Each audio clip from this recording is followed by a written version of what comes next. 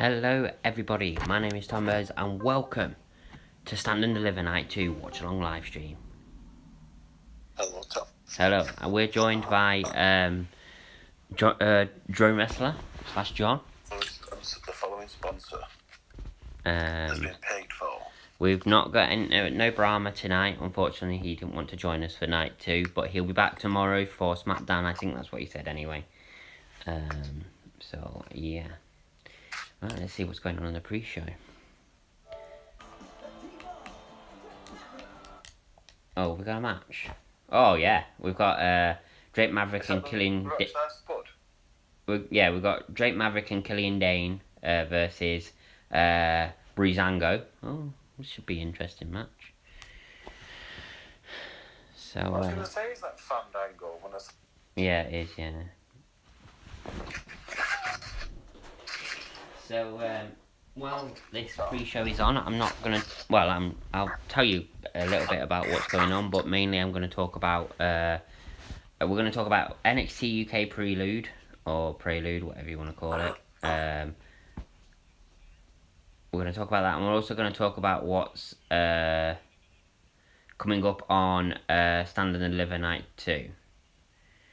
But first, let's talk about NXT UK Prelude. I watched it. I won't lie and say I paid 100% attention to it because I didn't, but I paid a lot of attention to it, but not 100%. So I can't tell you every little detail about what went on, but I did see majority of all the matches, and I have to say the women's tag team match was very decent. Never seen any of them women compete before, and Kaylee Ray did impress me. And what was the Asian lady called? I can't remember what she was called, but she impressed me as well.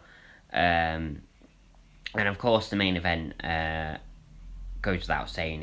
You know, it's Volta, so you know he usually does put on impressive matches, and it was a yet again a decent Volta match.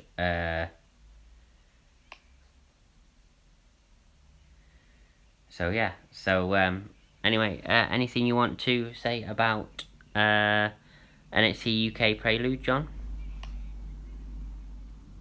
I think the NXT guys have got there's some really good wrestlers on the show.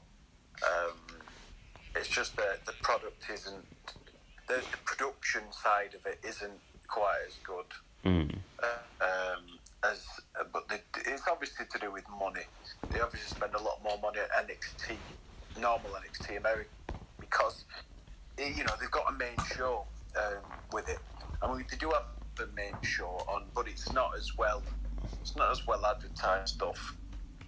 Plus, it's American people. A lot of American people might not be interested compared to the American stuff because it's a different country.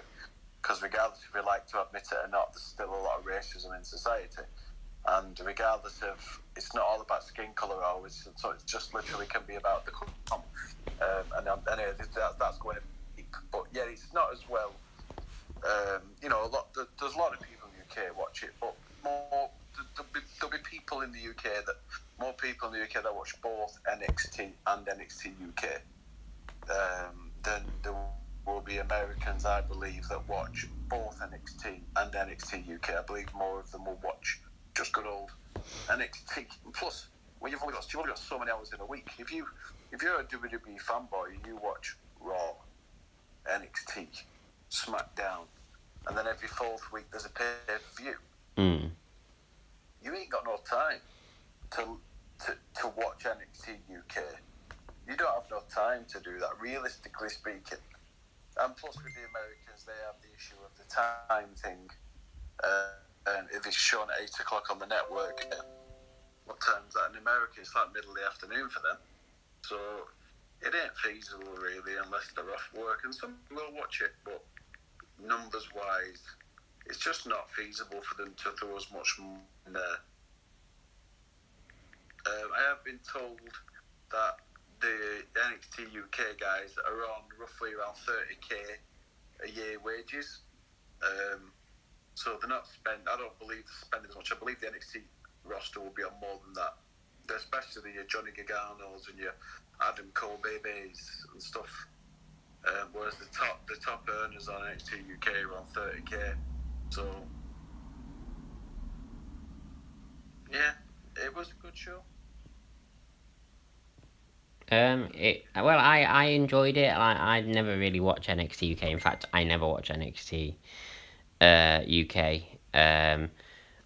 Roberto Carlos Rangel, thank you for tuning in. Yeah, I never watch NXT UK. Obviously, I know about Volta because he appears on normal NXT sometimes as well. And I think he's brilliant in the ring. I always like his matches; they're always very entertaining. Um, but apart from that, I've heard of Kaylee Ray, but apart from that, I've not really heard of anybody in NXT UK. Obviously, I've heard of Noam Dar, Tyler Bate, because they've all appeared in America.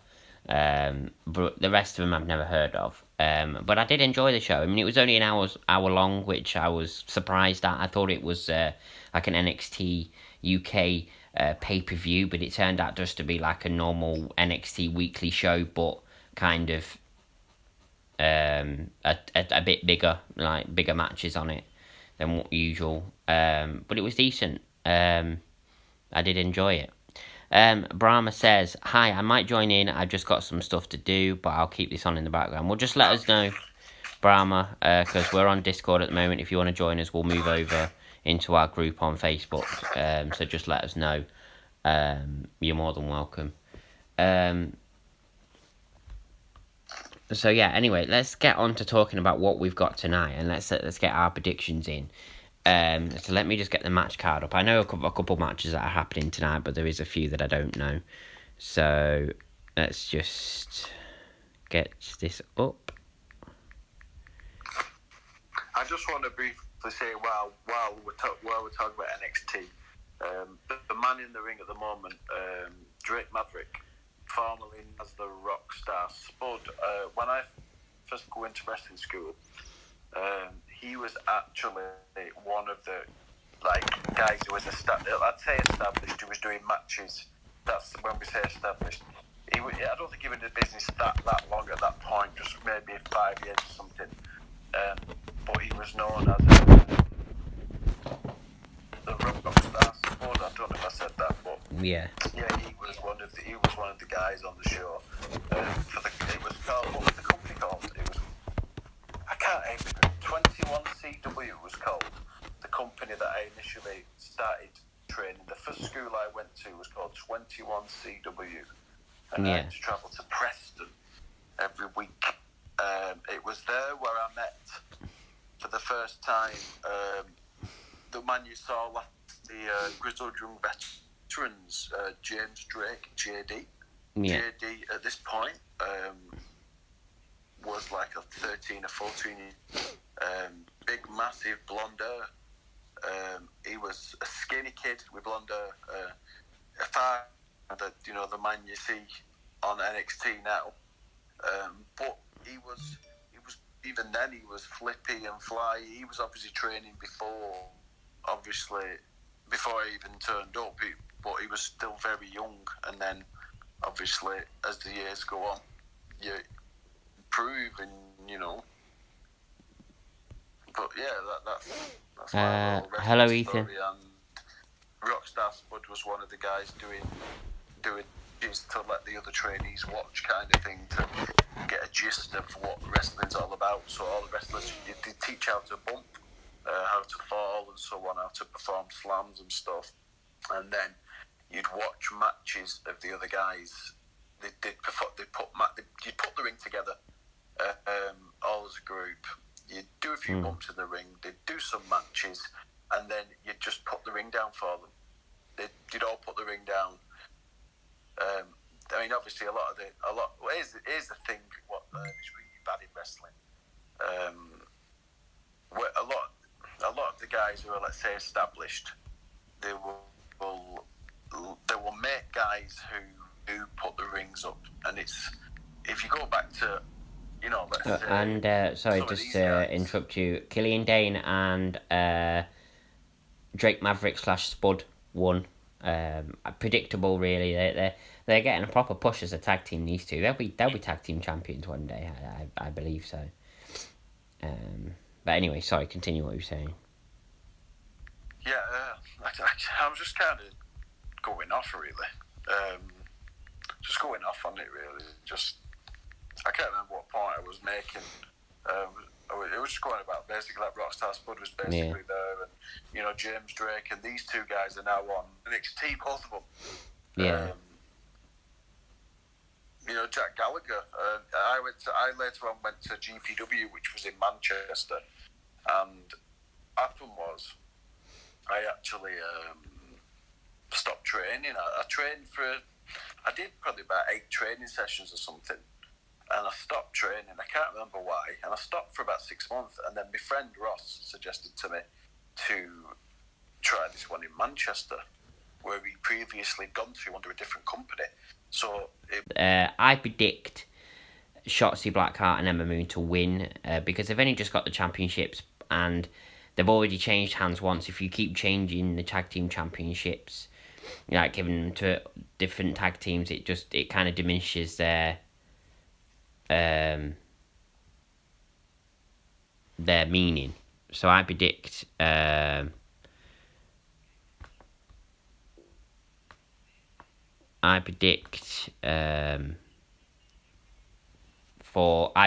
Shotzi Blackheart and Emma Moon to win that. Then we have the NXT Cruiserweight or NXT Undisputed Cruiserweight Championship match between both Cruiserweight champions Jordan Devlin and Santos Escobar in a ladder match. That will be interesting. A Cruiserweight ladder match. There's going to be some high spots in that. It will be fantastic, I think, that match. I'm actually really surprised to see Jordan Devlin on WWE at the moment. On anything WWE related, because he was actually outed in the Speaking Out movement, and there was a lot of WWE talent that had been released. Yeah. Because of the Speaking Out movement. Two what have been mentioned were El Ligero and who's the other one? Jack Gallagher. You'll know Jack Gallagher from Cruiserweight Classic. Gentleman Jack Gallagher. Jack Gallagher. Both of them fellas have been released in the Speaking Out movement, and similarly, Jordan Devlin was also named in this, but yet Jordan Devlin's kept his job. So it's interesting. Is that to do with the fact that he's almost best mates with Finn Balor, and Finn Balor's maybe said something?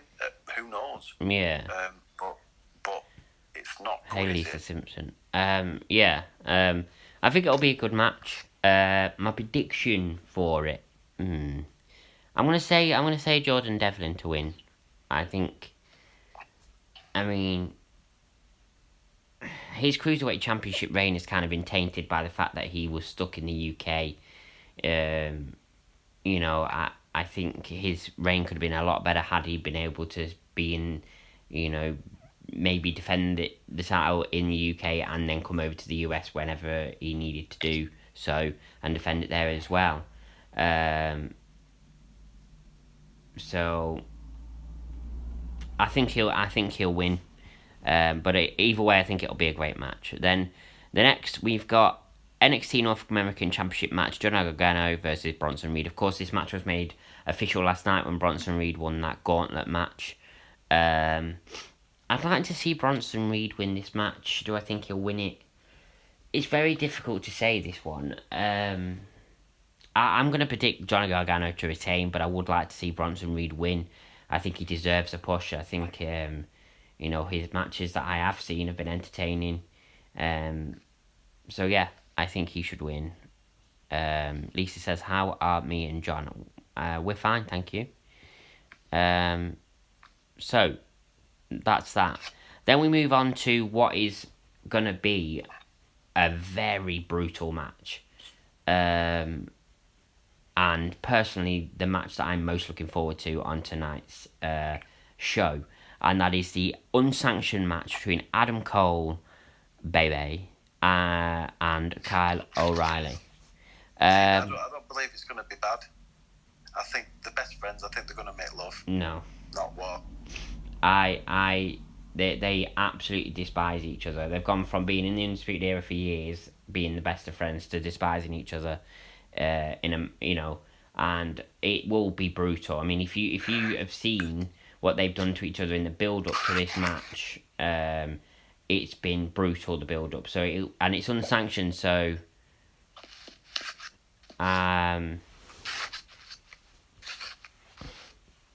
yeah, I think it will be brutal. And my prediction for the match, I think Kyle O'Reilly will win. Kyle O'Reilly is the face in this situation, and usually in these kind of situations, the face is usually overcome their bitter enemy. So I think he will win. I mean, I could be wrong. I mean, Adam Cole might win, but I do think Kyle O'Reilly will win. That's my prediction for that match. I believe O'Reilly will win as well because Adam Cole's really well established and Kyle O'Reilly isn't quite as well established. No. And I think this big WrestleMania, it's either that or they're going to push, or they're going to use it as a standout match for Adam Cole to push up. But I believe the latter. Yeah. I believe they'll push O'Reilly. They'll put O'Reilly over to kind of to cement him a bit more higher up, to cement him in that place. Yeah. So yeah, that's the match I'm most looking forward to. I mean, I would like to see it as the main event, but I know it won't be the main event because the next match we're about to talk about will be the main event. Karrion Kross versus Finn Balor. Now, as we know, Karrion Kross won the NXT Championship, and unfortunately, the next night on not the next night, but on NXT after when he won it, he had to relinquish the title, very similar to how Finn Balor had to relinquish his title the very next night on Raw, the Universal title, because he had a shoulder injury. And I think Karrion Kross's injury was shoulder as well, if I'm not mistaken. But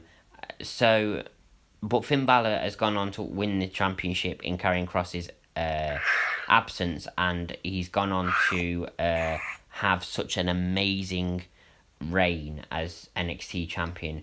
What do I see happening in this match? I see it being a very hard hitting match. I see it being a very much back and forth match. In the end, I think Karrion Kross is going to win because Karrion Kross, before he was injured, was being set up as the next big star in NXT, and I don't think that's going to change. I think he is still going to be the next big star. So I do believe we're going to see a new NXT champion, and I believe that maybe in that, with Karrion Kross becoming the new NXT champion, maybe we see Finn Balor return to the main roster. We'll see about that, but yeah. So there's quite a few interesting matches there. There's going to be some good matches, and it's going to be a good show. So yeah, Lisa says, "What did I have for tea? I had pie and chips." Right, well, just before the show starts, I'm just going to go and get a drink and make sure I'm all ready for the show. Lisa says, I don't even know what you're going on about or gibberish to me, Hart. Well, this is the thing, with you not being, you're obviously not a wrestling fan, but,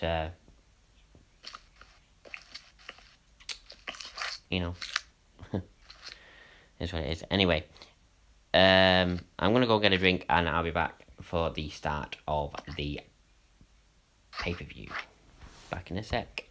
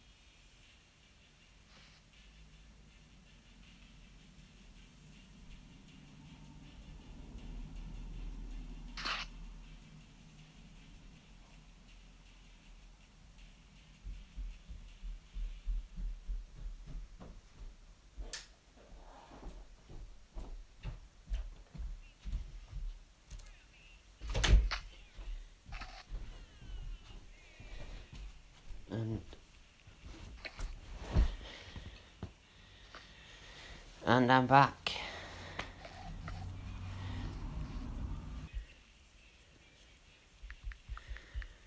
Oh, we've got somebody starting the show off singing.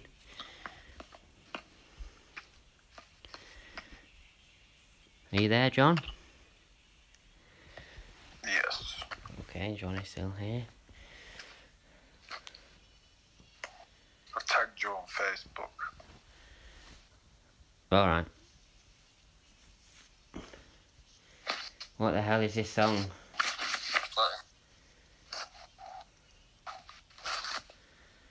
Oh, sounds decent actually, to be fair.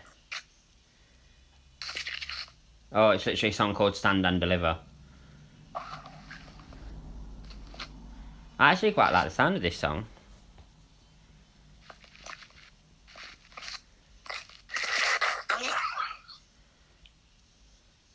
I like the song what I've tagged you in. I'm sure you'll check it tomorrow. Oh, yeah. I'll check it tomorrow.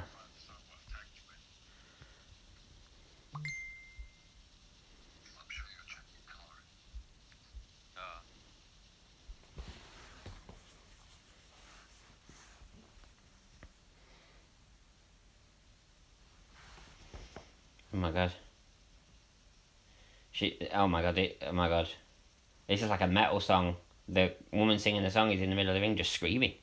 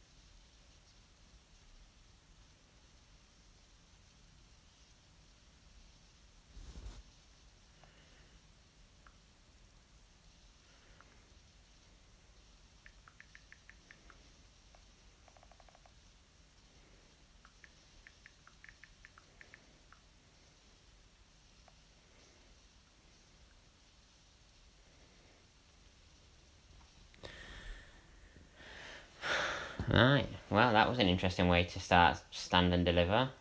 She's quite creepy, actually, that woman who was singing the song.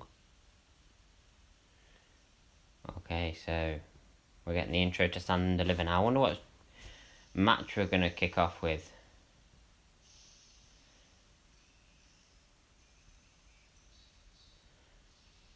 What match are we going to kick off with? I reckon we're going to kick off with the Women's Tag Team Championship match. Oh no, we're kicking off with the ladder match. Are we? Yeah, there's a ladder there anyway.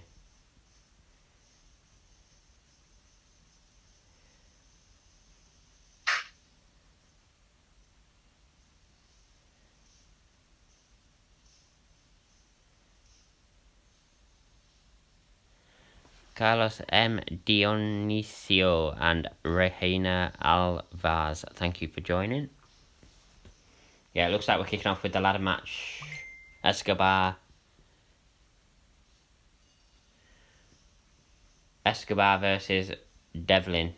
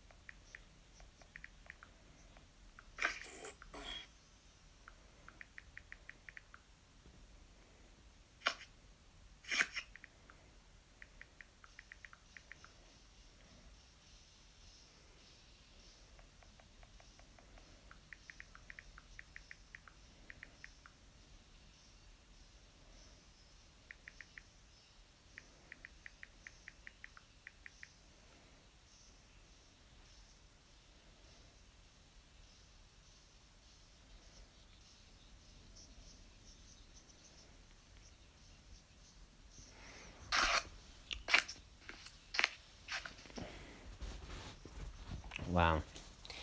This will be a really good match, actually. Two cruiserweights in a ladder match. I mean, there's gonna be some high spots. You got to believe that, surely. Why is the two cruiserweight championships? Is one like real and one's fake? No, both are real. Think about it. So Jordan Devlin was the cruiserweight champion, and when he went over to the UK to defend it, obviously all this stuff happened and the borders were closed, so he couldn't get back to the US. So they named a US champion Escobar, and now that Jordan Devlin can now come back to the US, they're now just going to have one cruiserweight champion again. So they're both real championships. Oh.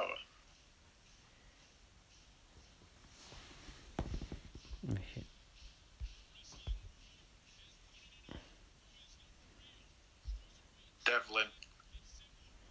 Is that who you're going for in this match? I'm going for Devlin, yeah. Yeah, I am as well, so we'll see what happens. It'll be a good match anyway, either way.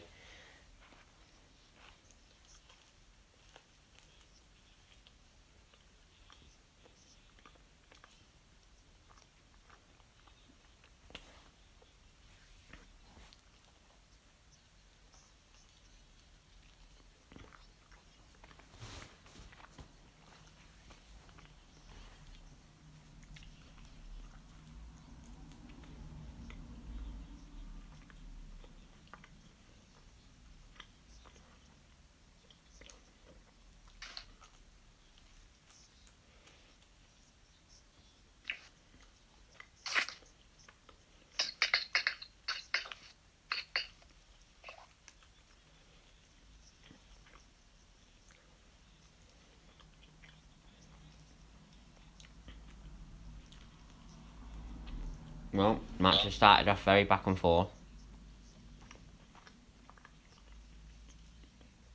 Oh.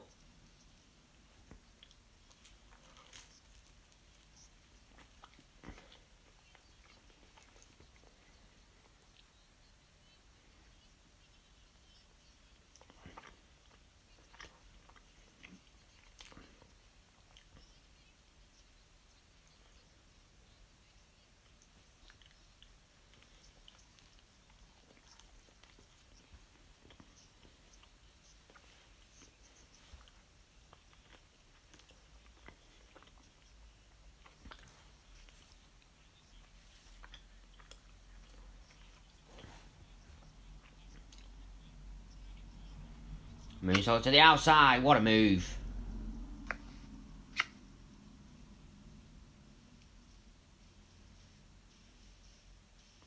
Looks like Devlin hit his head on the table after the moonsault. I mean, it looks like he's okay.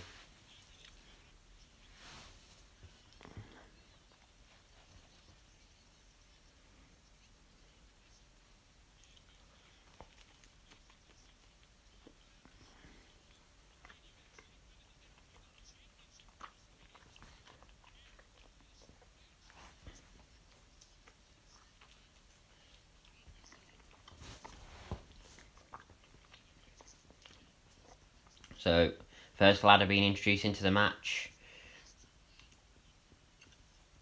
Oh!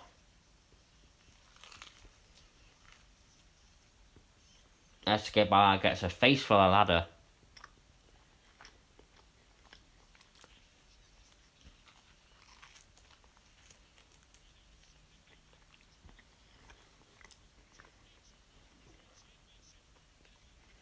Oh. Oh! And now Devlin gets a face full of ladder. No.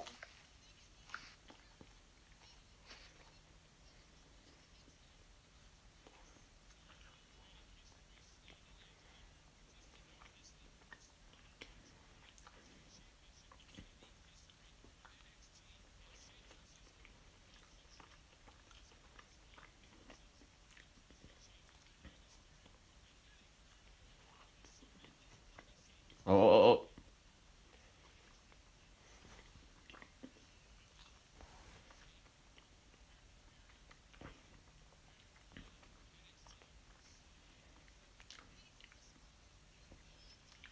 Oh my god. Escobar gets whipped into the ladder, goes flying over the top rope.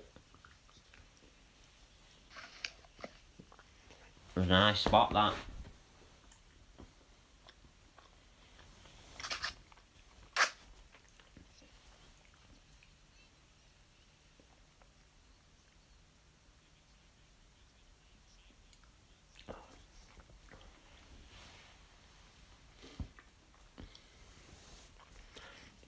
What's your opinion of the match so far, John?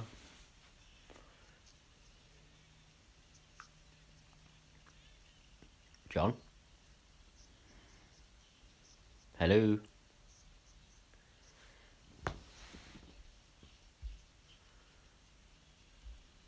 Hello?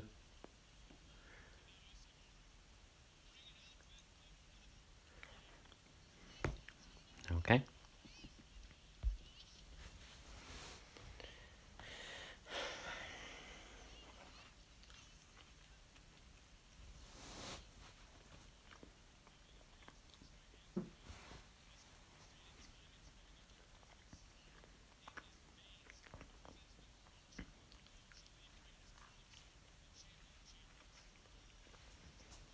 And Escobar looking up at the championships.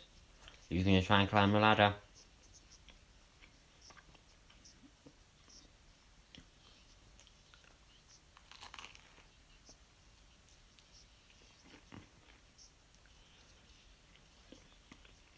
What a drop kick.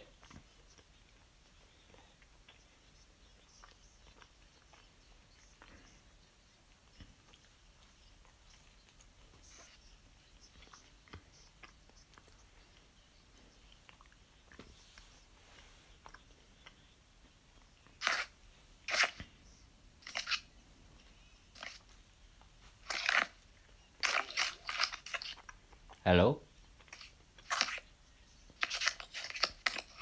Hello. Oh, you are there. I know, I just went into the kitchen. Alright. I was saying, what do you think of this match so far? Yeah, not bad. Very basic, but very effective. I thought the cruiserweights would be doing a bit better, but it's not bad. Well, I know what you mean.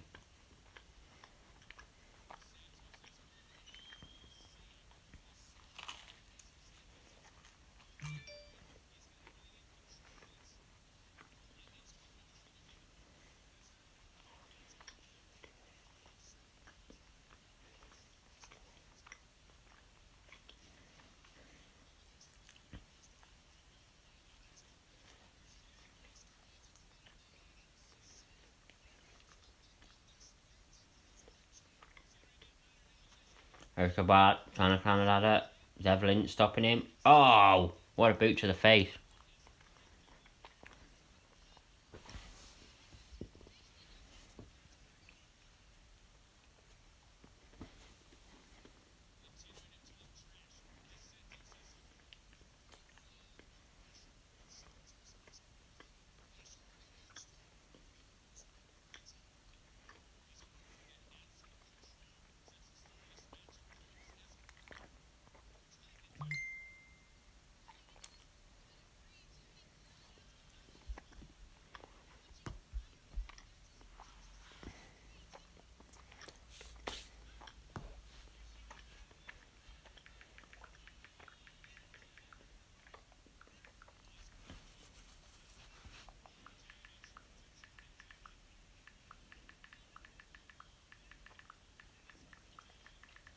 Reversal.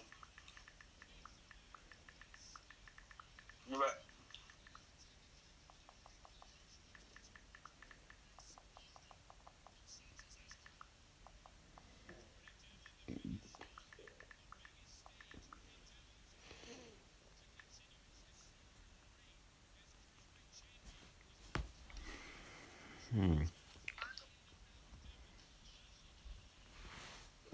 Not joining us tonight, Lisa.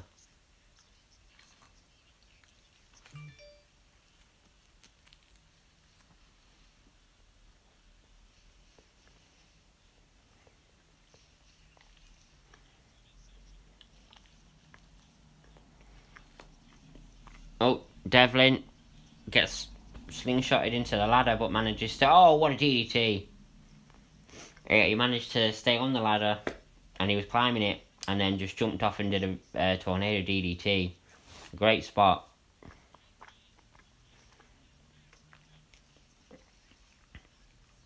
And the match is getting a "This is awesome" chant. That was a good spot.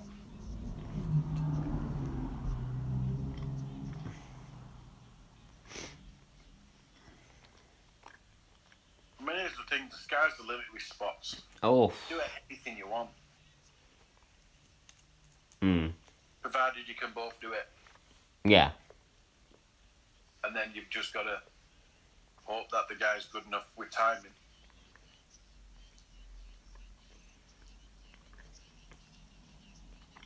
There he is again.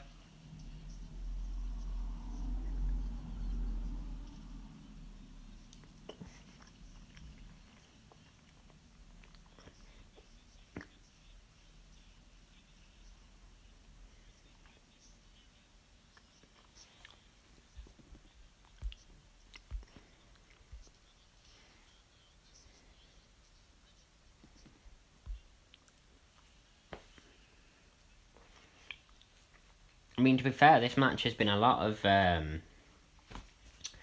offense for Escobar in this match, which makes me think even more that Devlin's going to win.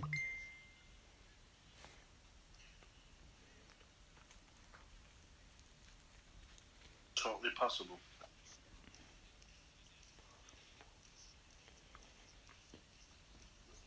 Oh my god. Oh my god. Oh. Oh. Oh. Ay, cabron.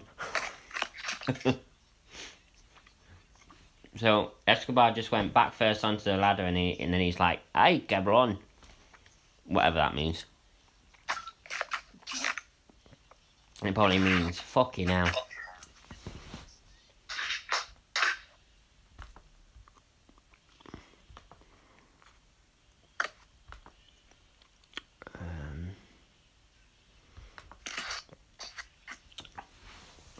I always see, like, in ladder matches, when somebody goes back first onto one of these ladders, I always think that has got to fucking hurt. There's literally no, like, padding. It's just back first onto a ladder. Whether it's made of wood or steel, it's still gonna hurt. Because I know some of the ladders are made from wood, but painted to look like steel.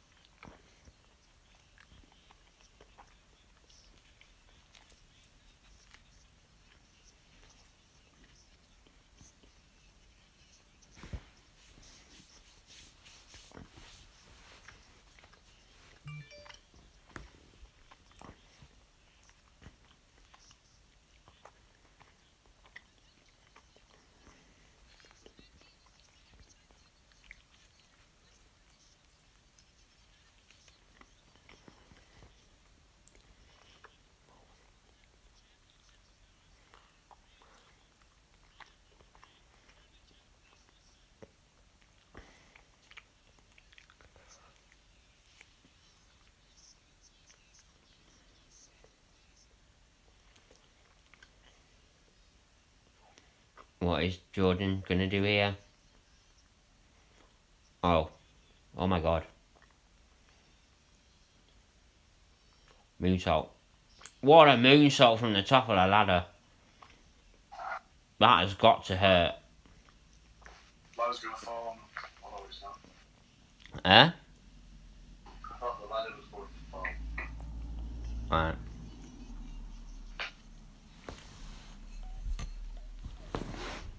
Awesome.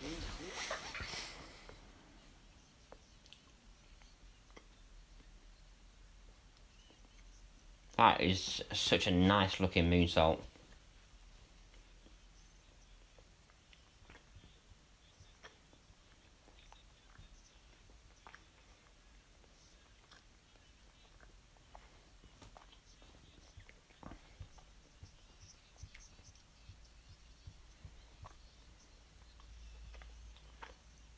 Oh my god. Oh, Escobar's mates have come out to. Here we go. Is somebody going to come out and help Jordan? I don't think so.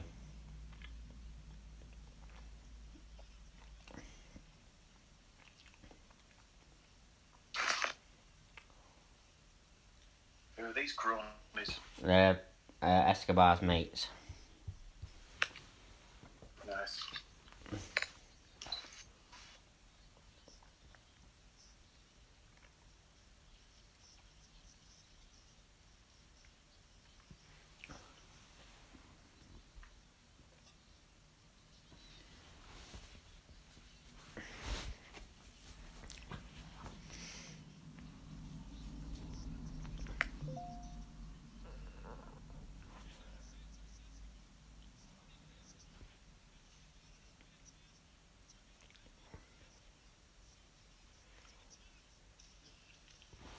Jordan chucking a ladder at Escobar, who was halfway up the ladder. This is the final spot. You think? Yeah. You've had your drama now. Yeah. Final spot.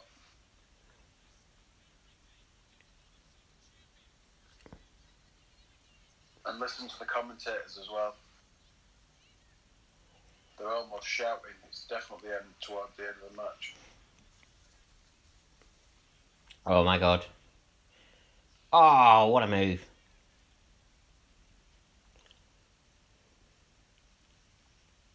Oh god. Devlin's got a nasty cut to his shoulder. Who has, sorry? Devlin. Either a cut or a scratch, but it looks nasty, whatever it is. It's like a deep scratch. It's not oozing blood too much.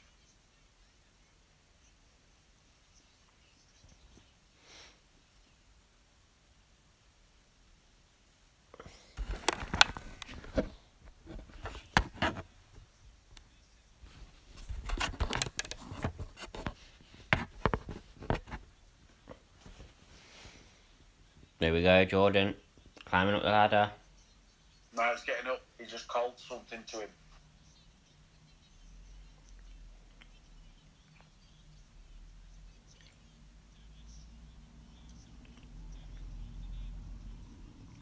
Here comes Escobar. Oh.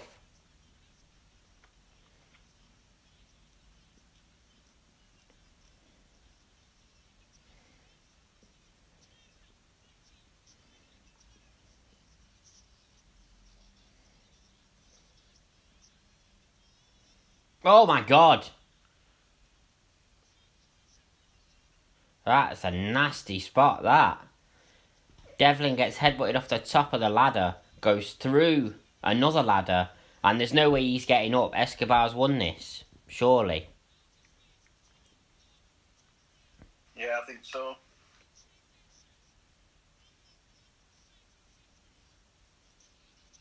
He's going to jump. Is he going to jump on him? Jump, please. No, he's got it.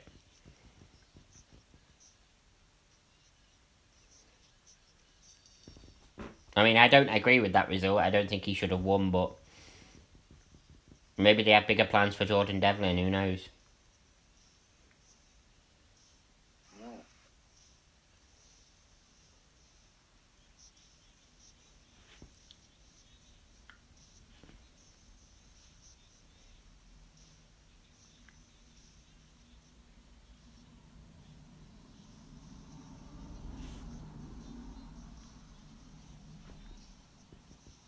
Well, the match started off quite basic and slow, but definitely got better near the end. And it was good. I mean, it weren't as good as I thought it was going to be, but it was still good.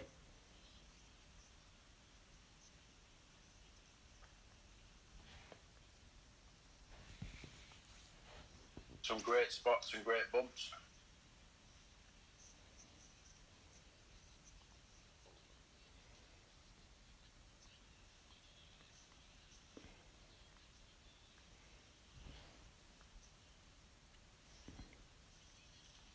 That looked painful, that last spot. Nasty.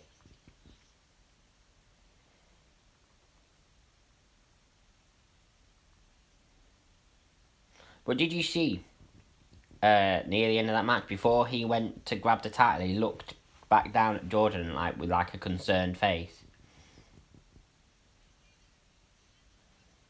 A little bit.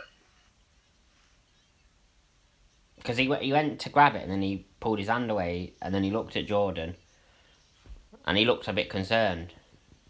But maybe that's just me reading too much into what his face looked like. I don't know.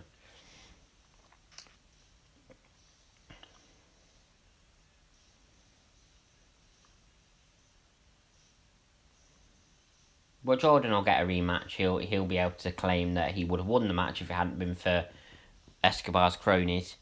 So he'll be able to get a rematch. It'll be in some way that they won't be able to get involved.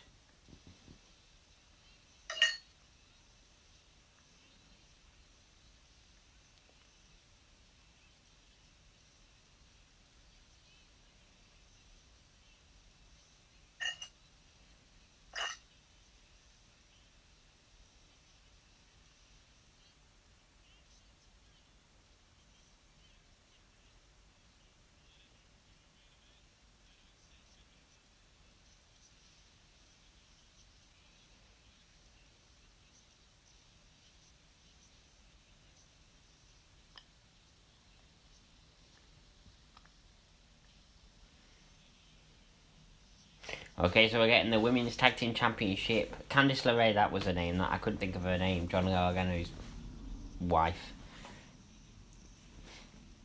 But I'm predicting Shotzi and Emma to retain here. Not had it for long, have they? Huh? Not had the belts for long. No.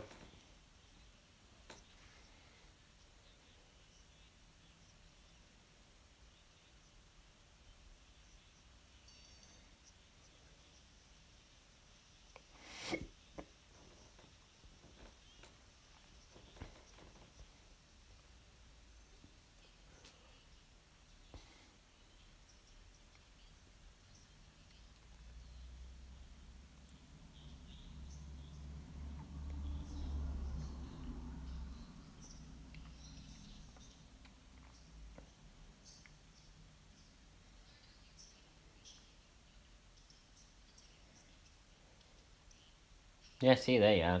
Drake Maverick and Killian Dane, #1 contenders. I don't see them winning it yet, because they've only just got the titles MSK, but I do believe they'll be champions one day.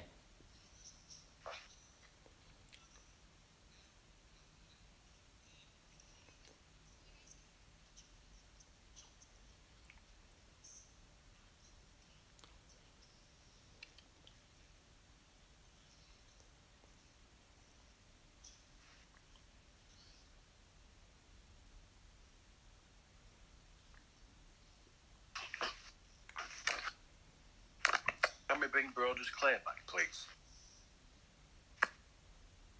Brodus Clay. Brodus Clay. I'm gonna start a petition on Twitter. Bring back Brodus Clay.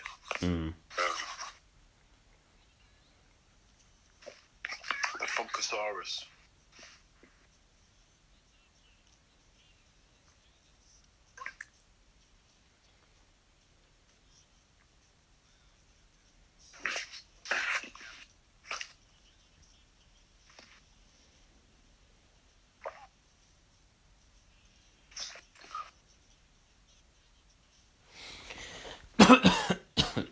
Oh, God.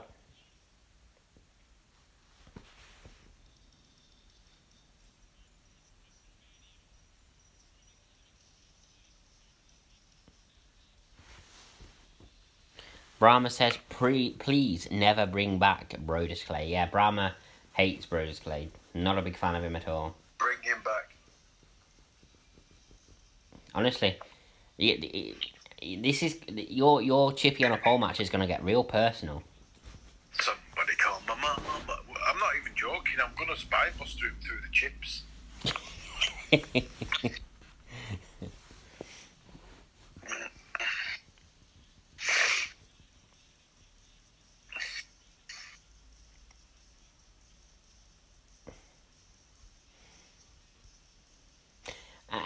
I'm not being funny, but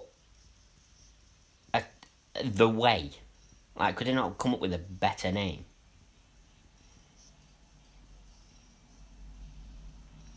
Who? These two here, this tag team, Candice LeRae and whatever she's called, they're called The Way. That's what their tag team name is. Could they not think of something better? So, Brahma says, his skit at WrestleMania 28 scarred me for life. Man, I'll feed you a bottle of hot sauce, as in very, very hot sauce. Fighting talk here. I love the hot sauce. I'll do it. I do love Shotzi's entrance with a tank. It's dead cool, that.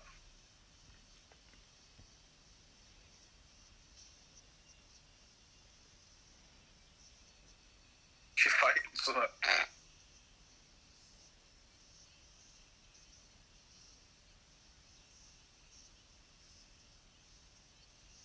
She forgot the belt.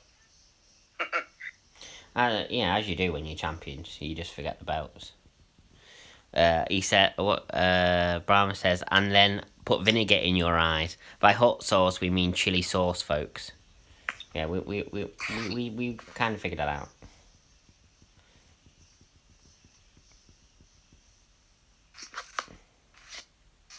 So I predict, as I say, Shotzi and Ember to retain here. But I've already got one of my predictions wrong. So it should go in as well as last night.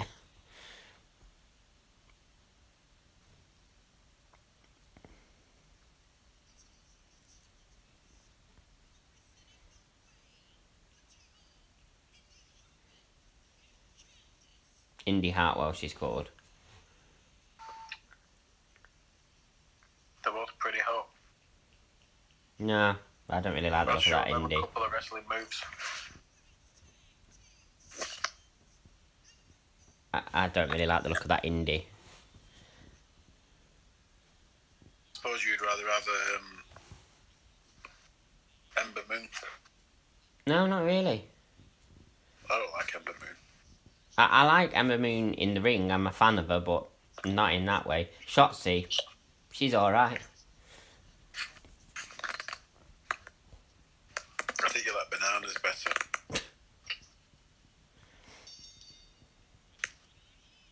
And you'll get that reference to that joke when you go on your Facebook. Yeah. And it's not what you think. Oh, look at that bum. So, is this a tornado tag match, or is it just, like, started off mental? It's a bit tornado-ish at the moment. Oh! Well. Oh, what a senton to the back. 1, 2. 2 count already, wow.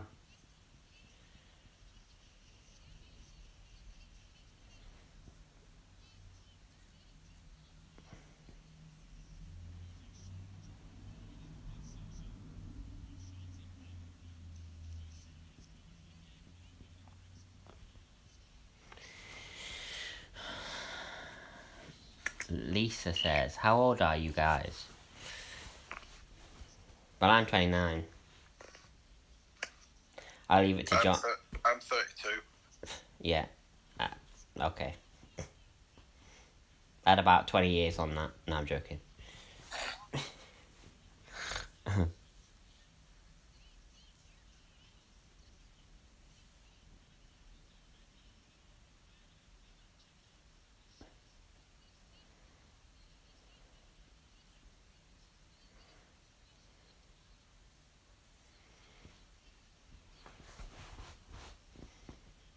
So the way in control at the moment.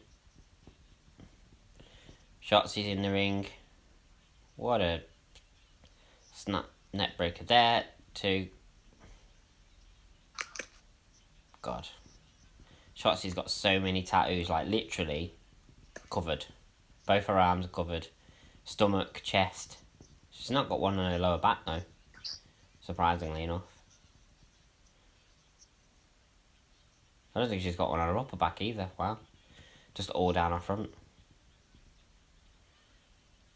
Brahma says he just turned 21. Yeah, you wish, Brahma.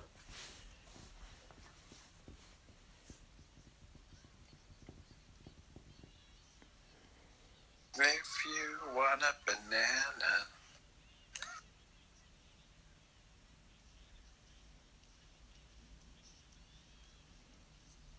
Shotzi overpowering Candice, but Candice pulls her hair and sends her back down to the canvas. Oof. Another 2. Fine, 22. Again, you wish. You're 18, are you, Lisa? Right, okay.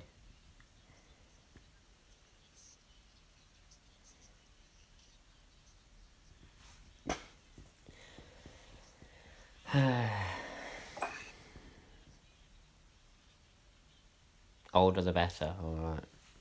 Not as exciting as yesterday's Stand and Deliver so far. Well, let's be fair, the 2 matches that they've kicked off with are probably the 2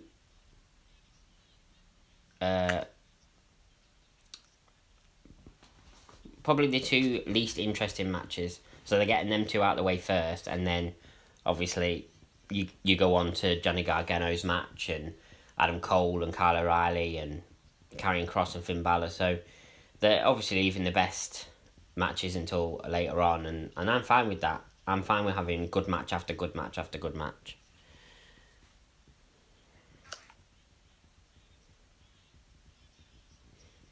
Because I think Kyle O'Reilly and Adam Cole and Karrion Kross and Finn Balor will make up for the boring start, definitely 100%. I hope finished you a recall to the main roster. Well, I was saying this earlier. He is closing the show, Finn Balor is. I was saying this earlier, Bram, that I think if Finn Balor does lose the championship tonight, which my prediction was that he will lose the championship, I think if he does lose the championship tonight, I think that might be an indication of him maybe going back up to the main roster. But we'll have to find out. Ember Moon's in now with the punches to Candice LeRae. I do like Candice. What the fuck are you doing, Ember? I do like Candice LeRae selling.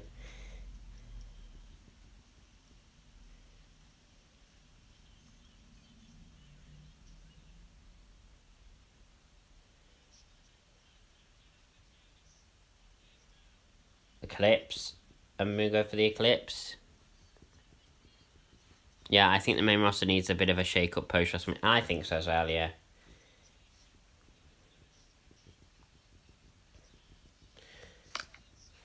Well, the Eclipse didn't happen. Indy Hartwell got involved.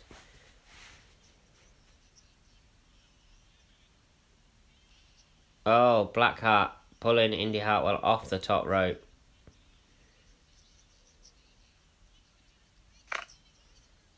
Oh my god. Oh, what a spot. What a spot.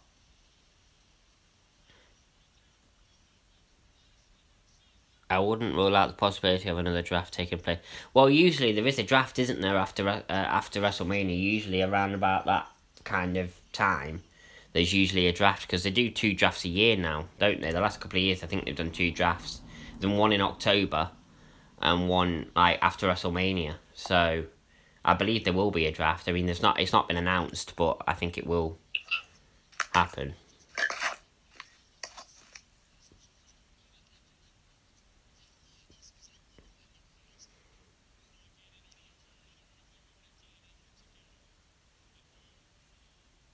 SmackDown is particularly weak at the moment and needs a bit of a boost, so I think Io Shirai will most likely go there for now. Well, I imagine, if Io Shirai's going up to the main roster, I imagine that she will go to SmackDown, seeing as Rhea Ripley went to Raw.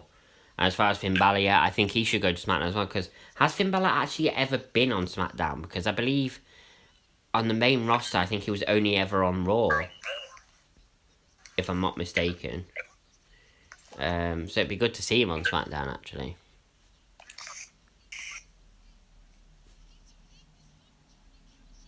Balor and Edge could work well together. Well, funnily enough, when Edge actually confronted Balor before he'd made his decision, I was like, oh, I actually would love to see that match.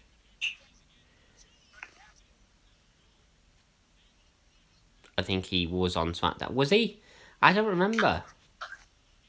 I don't remember him ever being on SmackDown. I mean, I'd have to Google it to find out. But I can't honestly remember him ever being on SmackDown. It must have been very brief if he was. Oh, what a German.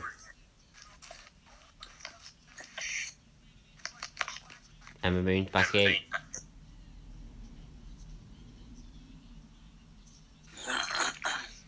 Oh my god!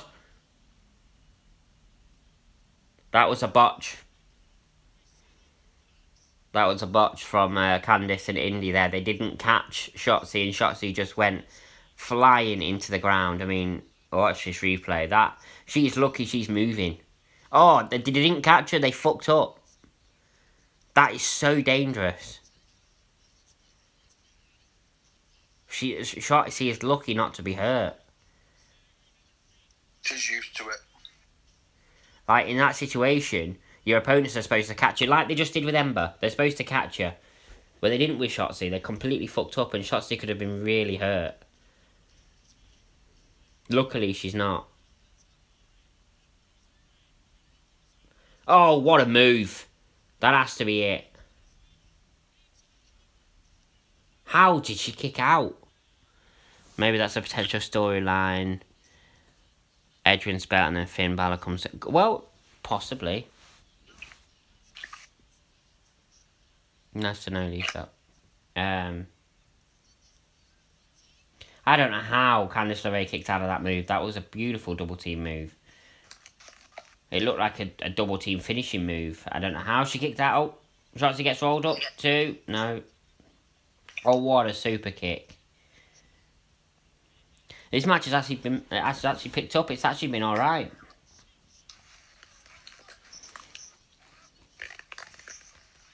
I mean, this is the only women's action we're getting tonight, and it's been alright, actually. Oh, what a move. Oh, Ember Moon breaks the count up.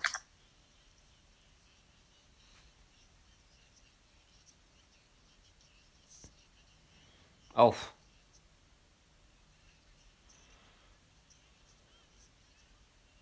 Oh, what a knee.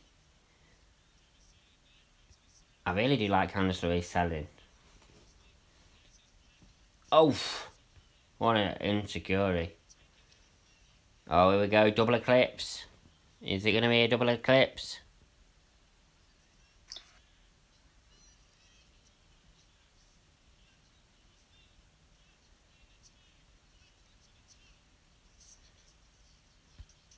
Oh, what a move. 1, 2, 3. And they retain. I actually got a prediction right. I mean, fucking hell. There was a great documentary about Beth Phoenix on the W Network after the show yesterday. Really worth watching. Yeah, I'll give it a watch. I am a fan of Beth Phoenix, so it'd be an interesting watch.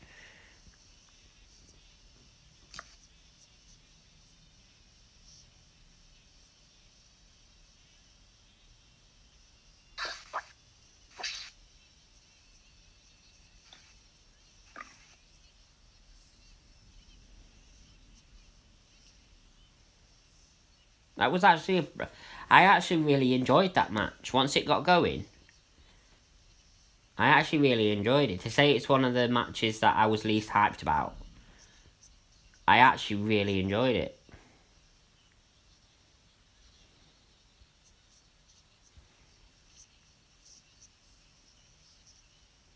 Nice senton.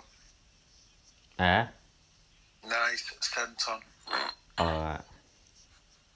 It was a nice senton.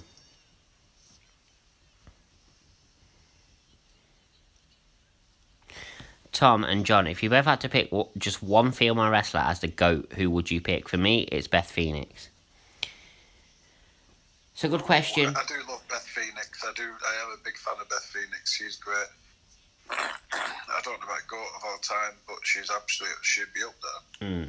It's difficult for me. Two women come to mind for me as the GOAT, and it's difficult to pick between the two. I'll have to have a bit of a think for a second.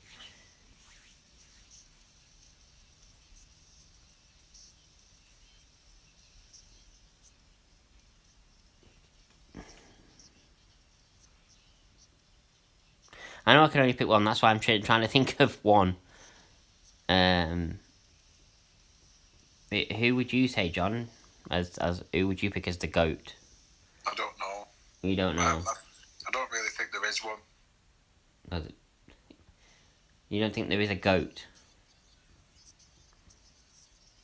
Wow. I know you love Sasha Banks. I love Sasha Banks, but I do believe she's what she is. I always say that Sasha is one of the greatest to ever lace a pair of boots. I know you don't agree with that, John. I know you very much disagree, but everybody has their opinions.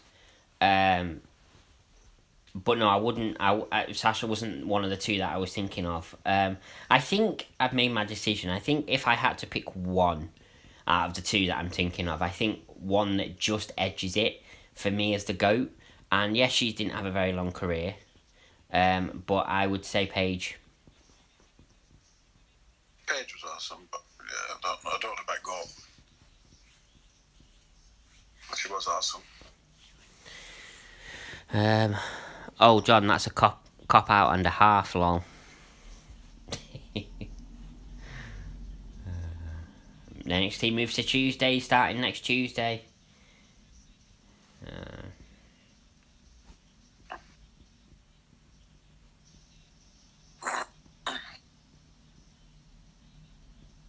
She looks like it is Beth Phoenix. Good choice, but wouldn't be in my top 10. Are you serious?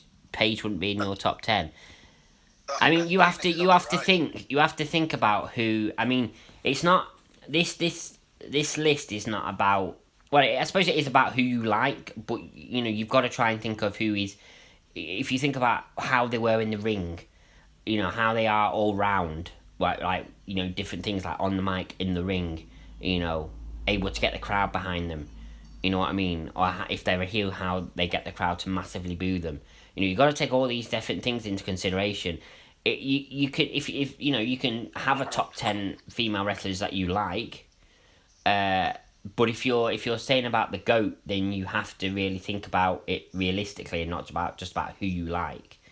For Paige, not. I mean, I get everybody has their opinion, but for Paige not to be in somebody's top 10, it baffles me. Especially if you I know she didn't have a long career, but if you looked at her in ring work, and she was pretty decent on the mic as well. I mean, I don't know, but everybody has their opinion. So we're getting Bronson Reed versus Johnny Gargano next. Sorry, what were we saying? I've told you about the first time I saw Paige in the ring, and I thought Bye, Lisa. At the time, I thought she was the best diva female wrestler, should I say, I'd ever seen at that point, ever, by a country mile. And that was working for just some small company called UKW, what I used to be the champ of. So, Brahma says, my top 10 of those who just wrestled in WWE. Beth Phoenix, Victoria, Gail Kim, Ronda Rousey, Charlotte Flair, Bayley, Asuka, Lita, Trish Stratus, Mickie James. I agree with that list to a certain extent. I wouldn't put Mickie James in the top 10. Well, that's the cop-out, Brahma. It's easy to pick 10 random wrestlers. There's only about 10. I wouldn't put Mickie James there.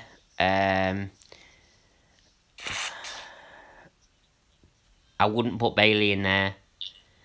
But I would agree with the rest. I think if I had to make a list, I'd probably have the same list minus Bayley, minus Mickie James, and I'd put Sasha and Paige in there instead of them two.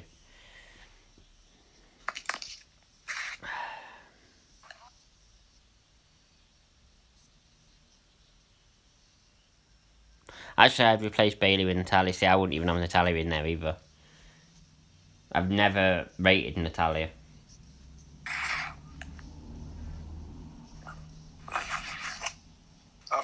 I think Natalya's good at what she does, but for me, she's just an undercard talent. But she's great. She's a great undercard. But whenever she's in a match, if she's in a title shot, she's never going to win it, unless it's like she'd win something like an Andre the Giant Battle Royal if they did one for the women. But they'd never stick a serious belt on her. I don't believe so. And if they did, it just for mixing it up. Ram says, I really wanted to put Ivory in the top 10. Ivory? See, I wouldn't even put Ivory in the top 10. But I say everybody has their opinion. I mean, no one really is ever going to agree on who they think the GOAT is, but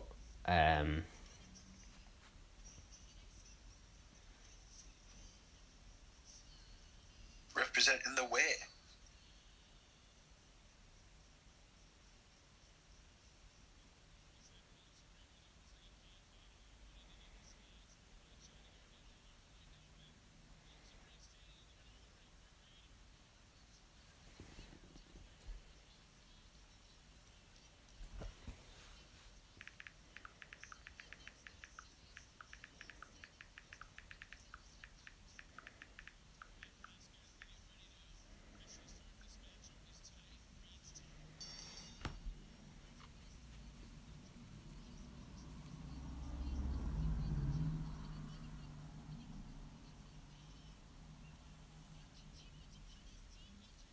China, I'm not sure where I'd put.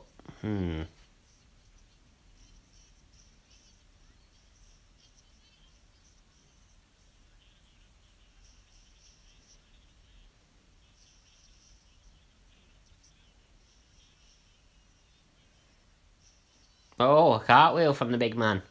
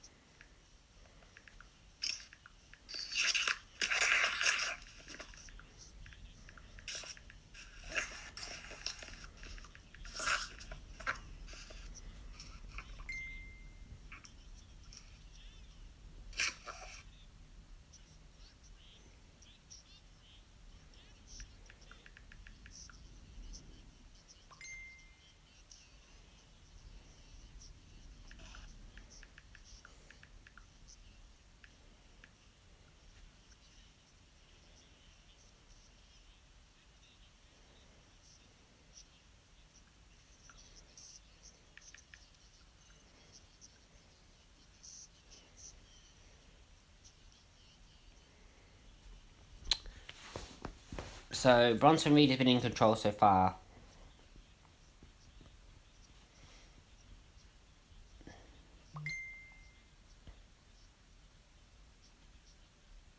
Okay,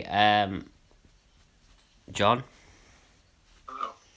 We're going to move over to Messenger because Barmer wants to join. Okay.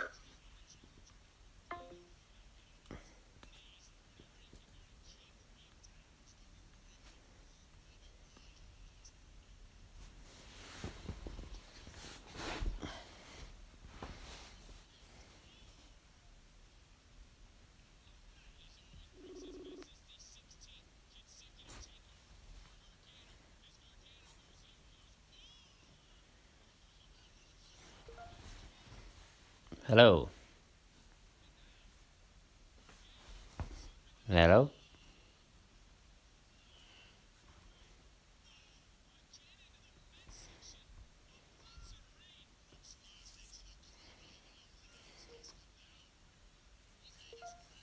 Hello? Hello?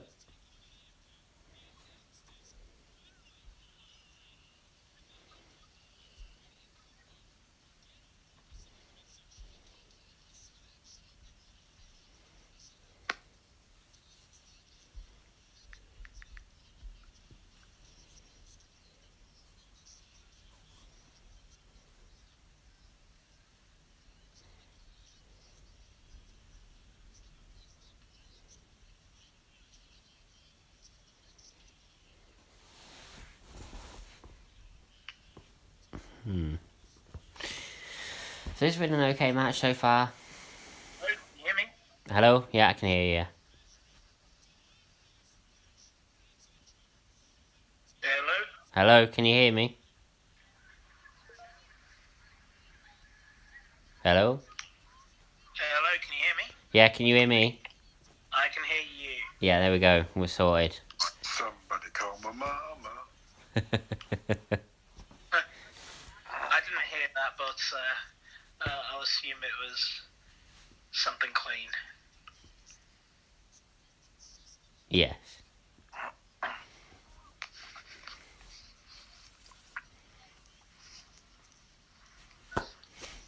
This dude in the ring reminds me of Brodus Clay, actually. Oh, what, Bronson Reed? Yeah.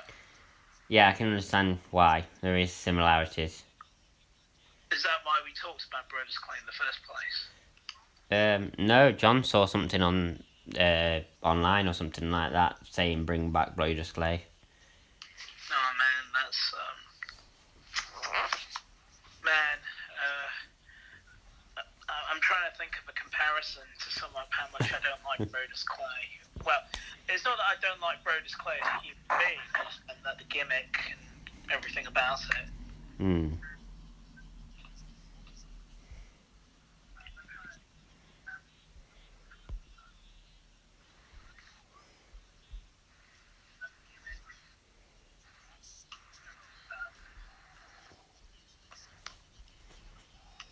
Oh, what a move. Oh, it's like the Funkadactyl slam. It's tonight Brodus Clay night or something. He's just doing it. He's just doing it to wind you up because he knows you don't like Brodus Clay.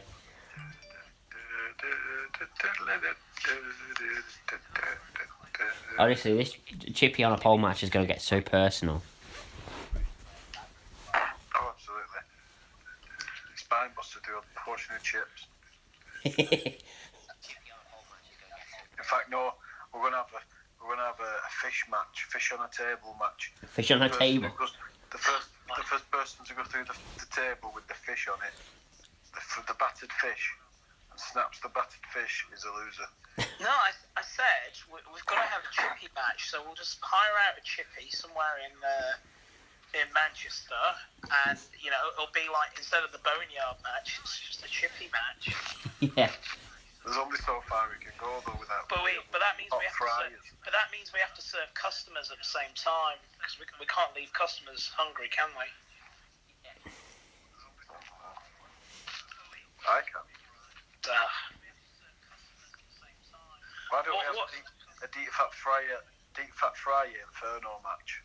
Oh man, there's deep fat fryer around the ring, like all the way, deep fat fryer all the way around, and fat all the way around the ring. Nearly had a new champion. Red hot fat all the way around the ring. Oh god. And the only way to win the match is to batter a part of your opponent's body. Oh my god. I don't think that's too extreme even for Mick Foley, to be honest. I think we can get away with it. Take all the precautions. So at the half-time point, I'm going to give a half-time score here. My half-time score probably at the moment is about a 5.5 out of 10. I enjoyed the women's match. I did actually enjoy it. I enjoy the first match as much as I thought I was going to. When I thought cruiserweights in a ladder match, I thought there'd be a lot more spots than there actually were. So yeah, I didn't agree with the result. I thought it was a wrong result. But there we are. The women's match, as I say, was pretty decent. I enjoyed it. But yeah, 5.5 so far. I do have a feeling that my full-time score will be a lot higher, though, knowing what matches are yet to come.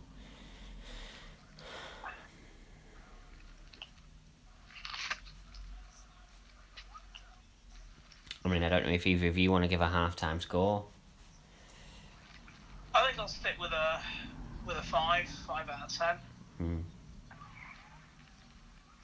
This is match number 3, isn't it? Yeah. Match number one was a good set. Match number one was a good 7 to 8. No, 7. Match number one was a good 7. Match number 2 was probably a 5. No, 4. Really? Yeah, Fair it was enough. a bit boring. The entrances are good. Cluster books as well. You've got for that mess up, they lose big points for that. I suppose. But yeah, the women's tag match was like a 4. Yeah. So, and this one so far is just a generic match. Oof. So far, it's just really generic, big guy, little guy, boring.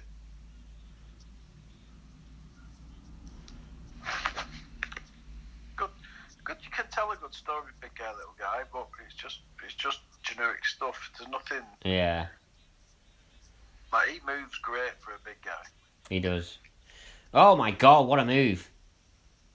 See, Technically, as we're into Friday already, tomorrow is the 10th of April. That means we've got it's WrestleMania weekend.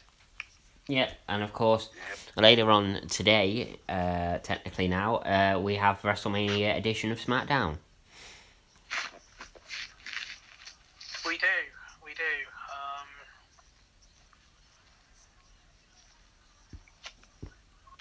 And what's your predictions for all the big matches? Oh shit.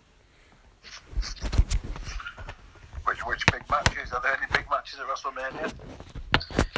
Are there any big matches at WrestleMania? I thought it was just like watching NXT on a Wednesday. It's not going to be that bad. Jesus Christ. Like watching all the you know, come on, you've got big match. Come on, no, listen, guys. Big matches at WrestleMania. It's like saying are there any big matches at the Hall of Fame? It's just the same.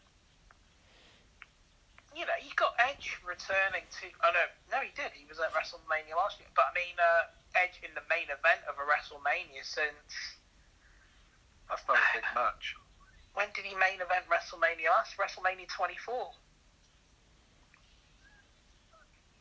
That was 13 years ago now that he main evented a WrestleMania. Yeah. And who did he face in that match? Can anyone remember? Mick Foley.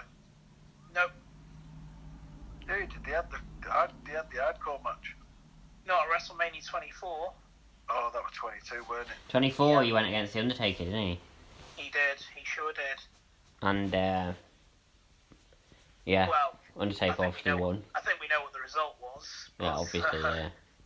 That was actually a very good match. It was. If anything, you know, WrestleMania 24 doesn't get talked about a lot, to be honest, but I actually thought it was a very good pay-per-view. It was. You had Floyd Mayweather. You had Ric Flair's final WWE match. I don't want to say his final match before retirement because then he went and wrestled again in TNA. So, Yeah, exactly, yeah.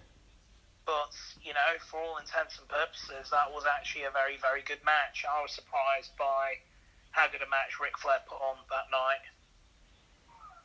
Who's he with? He was with Shawn Michaels. Exactly. Shawn Michaels could wrestle the mop and make it look amazing. Yeah, but I mean, you know, credit to Ric Flair. Ric Flair did pretty good as well that night. Yeah, well, obviously Ric Flair's a legend, but Shawn can carry anybody. Look, I love that match between him and Hogan, the overselling match. For me, what I'll always remember about that in the build-up is the mock interview where he absolutely took the piss out of Hogan. And that was just classic stuff. When he was dressed up as him. Yeah, his reactions to the question, saying brother every 3 seconds. And I remember, like, the interviewer who's supposed to be a spoof Larry King asks him, you know, Hulky, don't you think it's a problem that you're, like, really old? And he goes, well, brother, it's not about how you look, but how you feel. And I feel, and I may look 83, but I feel 180, brother. Because the thing is, the truth is, there was actually some genuine animosity between Shawn Michaels and Hulk Hogan. And Yeah, there was. That really showed in that skit that he just I heard that so much personal animosity at that time. But Sean was pissed off with it. You know, like the Bookers, or so it was the Bookers or something like that. Sean had been told he was overdue a win, and he'd done some jobs against Hogan in the past or something, and he was on like the rise. They started giving him a little few wins together, you know, to try and push him. Push. So I think the original plan was they were going to do a trilogy, or it was going to be something like a win apiece. But then the way I hear it is that Hogan backs out of that at some point. Yeah, that's what I heard as well. In the build-up to SummerSlam, just weeks before. So before that segment aired, and basically said he just won the one match and he wants to win the match, and Michaels wasn't happy about it, and we're looking back on it back then. I wanted Hogan to get the win, but thinking about it now, I think Shawn Michaels was absolutely right to feel pissed off. Excuse my language. No, it's fine. Because I think Michaels should have got a win against Hogan. To be fair. Yeah. But Hogan doesn't job to anybody, so.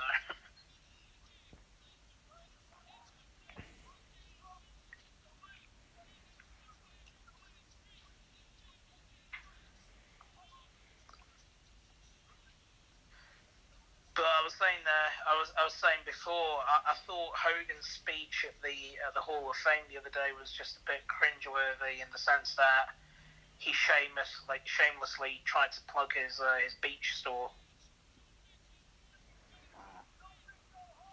And I'm surprised WWE kept it in the segment as well. But then it probably would have just reduced the speech from about 5 minutes to about 5 seconds. Well, Bronson Reed loses. That's I got another prediction right. As much as I didn't want Johnny to win, I did predict he would, and I get that right. So I'm doing better on night 2 than I did on night 1. And we've got 2 amazing matches left to come now. I assume Kyle O'Reilly and Adam Cole will be next, and then Finn Balor will be in the main event. I'd be very shocked if Finn Balor wasn't the main event. Well, just before we get on to the next match, now would be a good point to ask you both your predictions for the 2 big title matches at WrestleMania. So we just predict the one winner, each of us. Bobby Lashley versus Drew McIntyre. Starting with you, John. Bobby. I'm going to go for Bobby. Tom, who are you going for? Drew. And Edge versus Daniel Bryan versus Roman Reigns. John?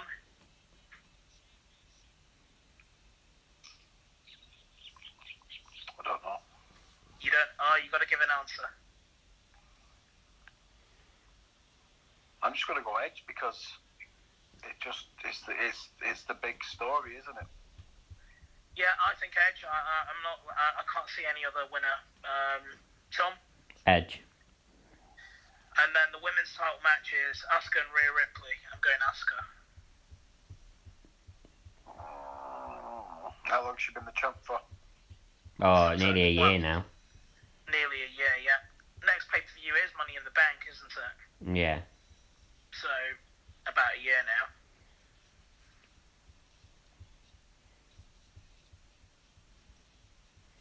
I think she'll come out of WrestleMania the champ, and then she'll drop the belt.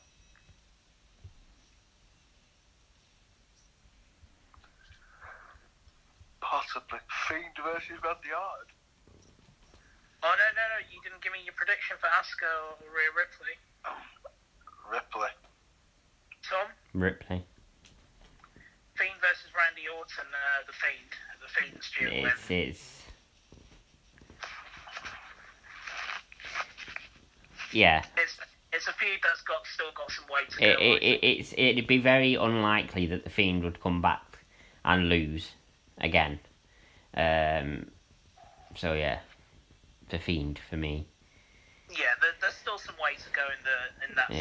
I reckon. They're going to square off again a couple more times. Certainly, I think probably up until SummerSlam. So Yeah, I think the Fiend. Josh? Fiend.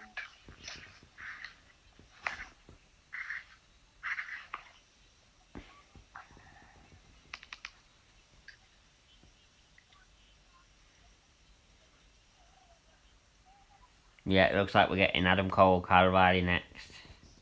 Who are you going for, John? He said Fiend. Oh, you said Fiend. Okay, Yeah. I've catch that. Well, here's a question. Any surprises? Do you think there's going to be any surprises? When you mean surprises, do you mean surprise winners, or do you mean like returns, or? Surprise returns, surprise appearances. I honestly think there will be, because obviously this is the first time in over a year where WWE have had fans, so they're going to want to capitalise on that. So I do think there will be some surprises, So, definitely. Or what, even? What'd you say, sorry? So surprises like who or what? I don't know. I don't know really who. Well, I think, if they do the usual thing where they introduce the Hall of Fame inductees, and if Kane does turn up, I would love to think that The Undertaker will also show up. Oh no, we're getting. Sorry to kind of go off topic a second. We're getting Finn Balor carrying Cross next, so it is Adam Cole, Kyle O'Reilly main eventing. Interesting. That's interesting. I'm shocked about that. I thought Finn Balor would be certain to be the main event. Anyway, I think The Undertaker will make an appearance. I hope he does, so he can maybe say goodbye in front of fans. Well, the reason why I thought he would turn up would be to kind of celebrate with Kane, as in Kane's induction into the Hall of Fame, and do some kind of a segment as the Brothers of Destruction. But at the same time, if he came out for that segment, that could kind of deflect away from Kane, if you get what I mean. Yeah. That's going to be about Kane, but if he comes out, and obviously that's his first appearance in front of a crowd since he announced his retirement, that's going to take away the attention. But I don't know. It'd be a nice gesture, though, to see both of them together. Yeah, definitely. And I think at some point they should both go in as a tag team as well in the Hall of Fame. Yeah, they have a habit of doing stuff like that, don't they? They do, because, technically, what was it I was going to say? You might end up having a situation where there's going to be a 3-time Hall of Famer. Because Triple H is already in as a member of DX, assuming he goes in individually. The Click. Oh God, not the Click. But I imagine he'll go in as an individual. But then, if they decide to induct Evolution in there, I can't see how they wouldn't. This is what I mean. When does it ever end? Triple H goes in. Hunter Hearst Helmsley goes in. God, Mankind goes in. Mick Foley goes in. Well, Mick Foley's already in. They're not going to induct Mick Foley's other gimmick. So what they'll do is, but why not? They've done it with everyone else's. Like who? Bloody NWO. Hogan. No, but that's not a gimmick though. That's the group that he belonged to. They didn't induct Hulk Hogan. Gimmick though. It's a gimmick. No, but gimmick. It's not like his individual gimmick. It's the group that they've inducted, and he was a part of that group. Yeah, all right. But let me put it like this: Hulk Hogan, Hollywood, NWO is all linked. No, of course, but they've not specifically. You're not getting my point. They're not going to just put in Mankind, Cactus Jack, Mick Foley. Hey, I've just got something to say. Royal Rumble. What about it? You didn't think he'd get 3 numbers either. No, but I mean that was just them. Under the same rule, if you got 3 numbers. Yeah, but I don't see them doing that. What they'll do is, and this is how they get around it, they just put in the different gimmicks. So as I said, Evolution will probably be in there at some point. That makes Ric Flair a 3-time inductee. X-Pac will, I think, get in there as an individual, so that would make him a 3-time inductee as well. You'll get Triple H undoubtedly as an individual and as part of Evolution, 3-time inductee. So, they'll find a way to induct him the 5th time. They'll just induct him as, the management of WWE or something, the board of executives, and he's, head of the board. So, yeah. But it's a bit of a cop-out, just picking out 4 of the members of the NWO. I know, obviously, the NWO would have been massive, but, there's a lot of key players in the NWO that didn't get recognised. That should have been. And then the next thing is look at all the brands about NWO Wolfpack. Well, that's just it. I mean, are they going to induct the NWO Wolfpack? Are they going to induct the LWO? Are they going to induct the NWO Black and Silver or the NWO Elite? My prediction is that they may do the Wolfpack, but they're not going to do the other NWOs. They might do the LWO, but other than Eddie Guerrero and Rey Mysterio, there's nobody else they would really want to induct in that group. Because, I mean, all due respect, Chavo Guerrero's not, he's not someone I see in the Hall of Fame. I don't know what you think about that.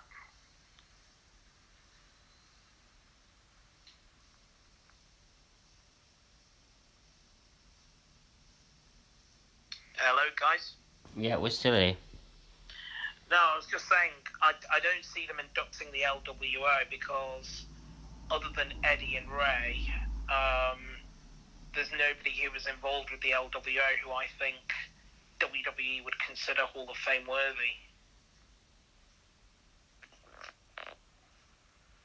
Because the only other person I can think off the top of my head is Chavo, and I don't think Chavo is Hall of Fame worthy, in all honesty. No, I don't think they will induct the LWO. But this is also the problem with the NWO Wolfpack. I mean, the only real key players in the NWO Wolfpack who I think WWE are on good terms with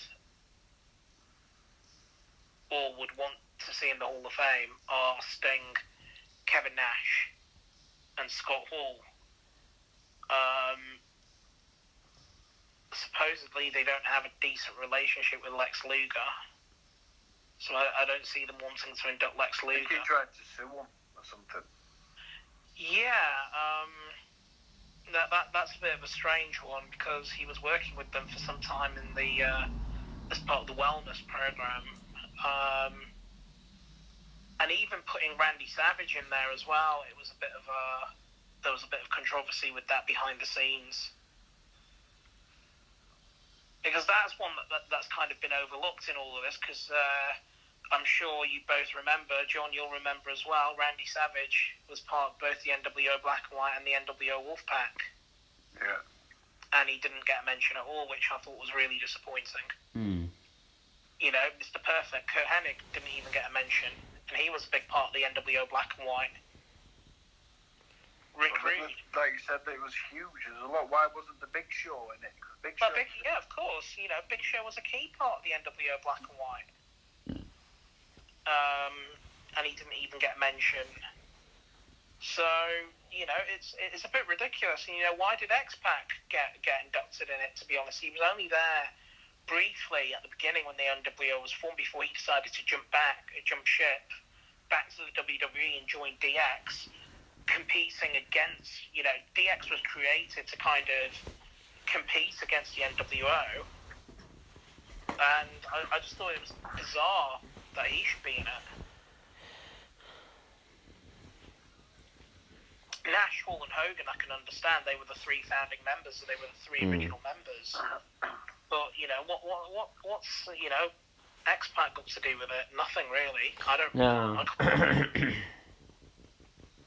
And like I said, even I'm only thinking of this now, but there was no mention of the fact of these other members of the NWO in that speech. There was no mention of Randy Savage. There was no mention of the Big Show. There was no mention of Lex Luger. There was no mention of Kurt Hennig. There was no mention of Sting. NWO Wolfpack.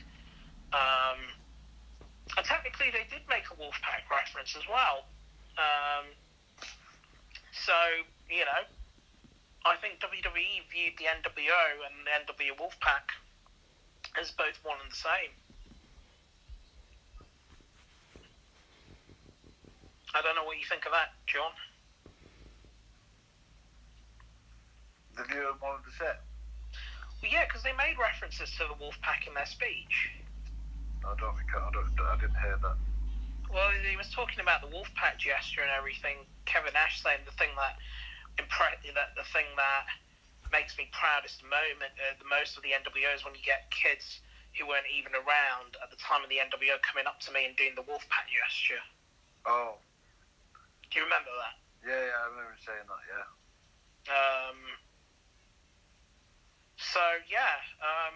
I think that means they're probably not going to induct the NWO Wolfpack, which is disappointing. But I mean, with all due respect, do you honestly think they're going to induct Conan into the WWE Hall of Fame? Or Disco Inferno? He wasn't in NWO Black and White, was he?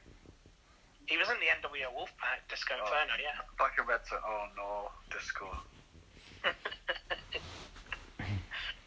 To be honest, at that point in time when they put Disco Inferno in the NWO Wolfpack, you knew WCW was going down the pan.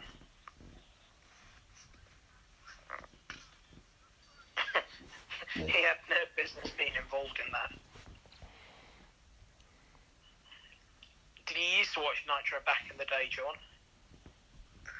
I used to watch WWE and switch over in between breaks, and if there was a good match, I'd leave it on. Do you not remember that time when... So this was like in the build-up to the whole Goldberg versus Kevin Nash match at Starrcade. Scott Hall had left the NWO. Basically, the NWO Black and White came out to the ring and beat him up, giving him a massive beatdown. And then Disco Inferno in an NWO Wolfpack shirt runs to the ring to save Scott Hall and instead gets beaten up himself. Sorry, it was just the most ridiculous thing ever. You've got to YouTube it at some point.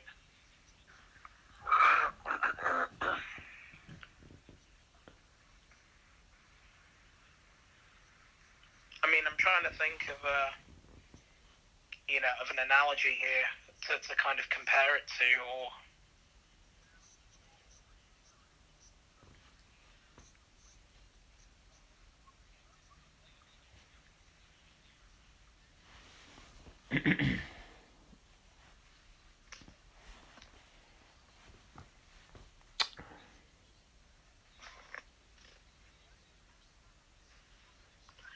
can't say day 2 has been as exciting, to be honest. I mean, no, it hasn't been, but we've got the 2 best matches to come now, so I think these 2 matches will make up for it to a certain extent.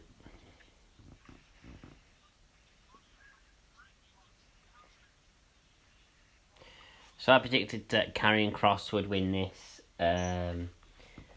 I think if he does, I think that might indicate that Finn Balor might be going back to the main roster. Maybe. But if they were going to do that, wouldn't it have been better to have allowed this match to go on last, so that at least Finn Balor gets his send-off, like Io Shirai? Well, yeah, they would have been better to do that. Yeah, I'm shocked that it's not the main event, if I'm being honest. Because they did a bit, I don't know if you saw on the WWE website or the Facebook page, they did something after the show went off the air where she, slowly got back up on her feet. The crowd applauded her, and then she faced all 4 corners, like all 3 sides of the ring, or the crowd, and bowed and thanked them before leaving. So I think that was pretty much to indicate that that is her time done. Well, maybe then that indicates that maybe Finn Balor's not going up to the main roster. Maybe he'll retain. I mean, There's no reason he couldn't get a send off, even with this match not being on last. But it doesn't make as much sense.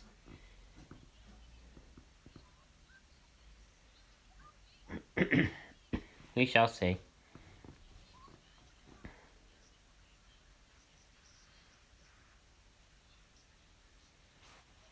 Oh, and Finn Balor with the slap to Karrion Kross. He doesn't fear him at all.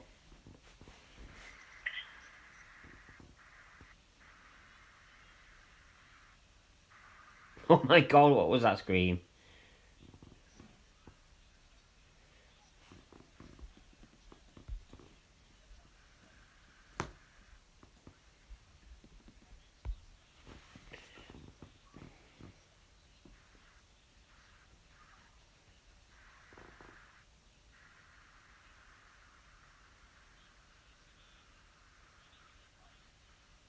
Oh, Karrion Kross goes shoulder first into the post.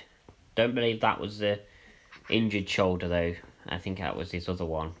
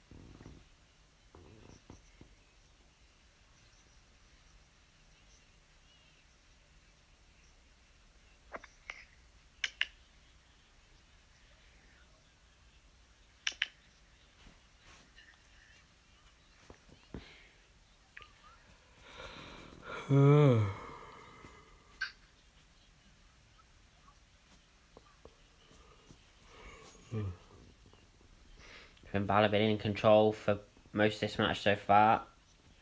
Well, Karrion now starting to take control.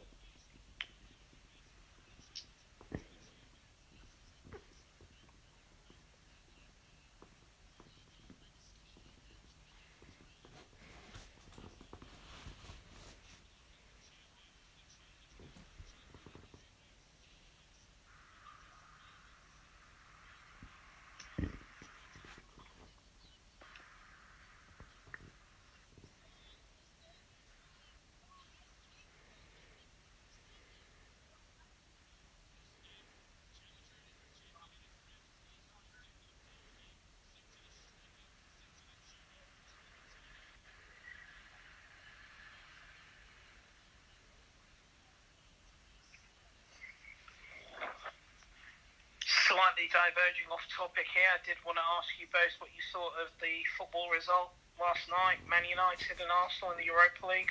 Well, obviously, me being a Man United fan, I was very happy with the result. I think United could have done more, but a win's a win. I don't know what the Arsenal result was because I don't really give a shit. Who would United be facing in the semi-final if they got through? I don't know. John, have you got any idea of that? I think it would have been Arsenal, like Arsenal side of the draw, but I don't know.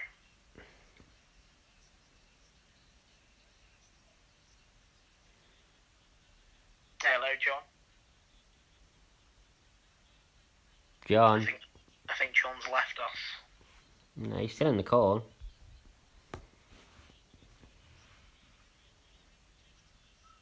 John? He might have fell asleep, I don't know. That's fine. But I mean, realistically, that is your only chance of a trophy this season. Well, yeah.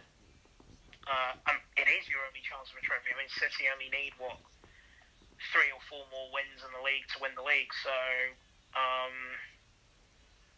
I mean, barring a disastrous run of results, United are probably going to finish in the top 3. Yeah. Probably second. Um, I think Arsenal probably needed the Europa League more than United did, because if they obviously don't win the Europa League, they not only don't win a trophy this season, but they also don't qualify for Europe. Yeah. But I'm not too fussed about Arsenal. They're a team that have been fading away for some time now, and I think Arsenal fans need to also accept that and realise that as well. No offence to any Arsenal fans watching or listening. But ever since they got rid of Arsene Wenger, they've not quite been the same, have they? No, they've not really. And I remember back then they were making a huge fuss about Wenger out, but be careful what you wish for. Exactly, yeah.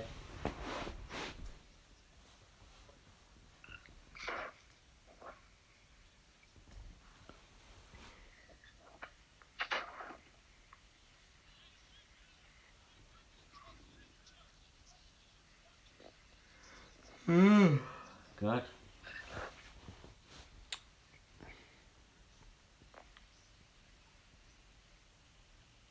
So Finn in complete control at the moment, going after the arm of Karrion Kross. Probably the best way for Finn to keep Karrion Kross down, by going for the arm.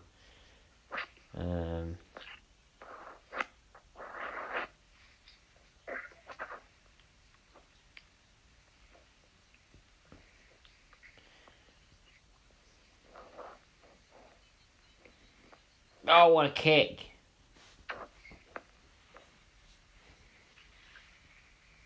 So what are you expecting from NXT moving forward? How is the Tuesday night move going to affect it? I don't think it'll affect him in the slightest. No, I mean, in terms of a positive way, what do you think is going to happen? I mean, I don't think much is going to happen. I think maybe they might get more views because it's not the same night as AEW, but I doubt it. I think it will only slightly increase the viewership figures. Yeah. I think we're being a bit. What's the word? I think we kind of over-exaggerated this whole idea of a Wednesday night war. It was never really a war. You have what is essentially WWE's third show / developmental show. Yeah. Up against a company that is still very, very new in this industry. It's doing well. It has the financial backing. It's obviously managed to get a few good celebrities on there as well. So AEW is not some kind of amateur on the block or something. They are the real deal. I'll give them that much. But as we keep saying on here, they're just not quite there yet.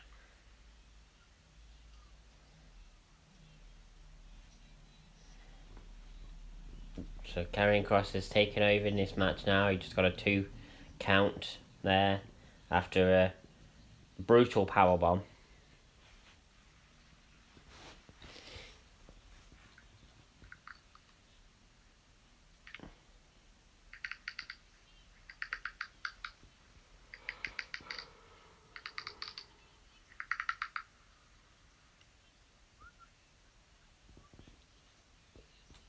I mean, this match has been good so far, I think.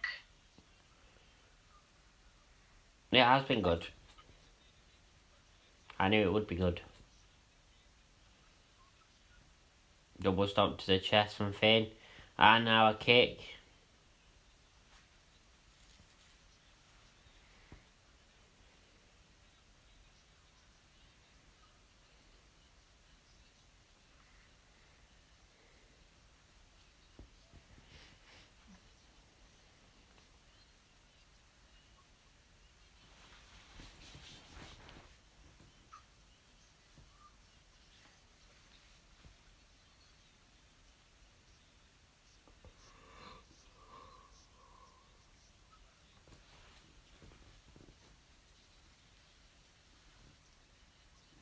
Oh, Sling Blade.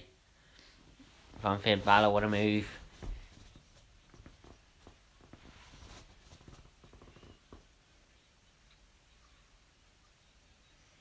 Oh, what a clothesline.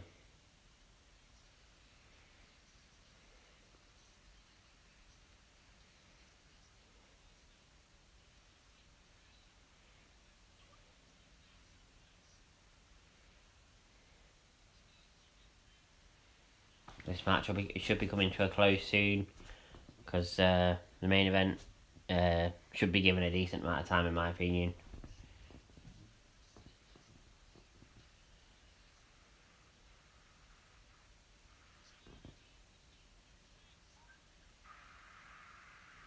Oh, what a Pele kick.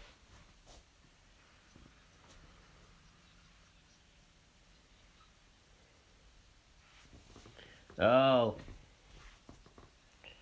Oh. Carrion set up for the coup de grace.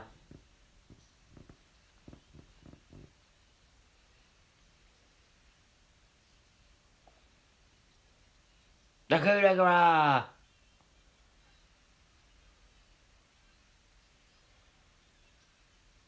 One, two. Oh. Carrying Cross kicks out and goes straight into a sleeper hold.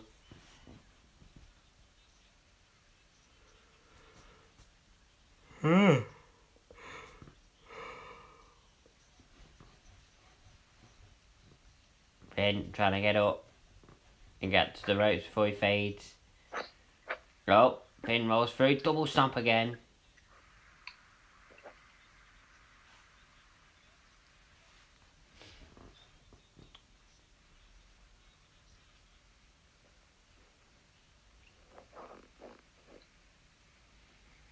Oh, what a kick.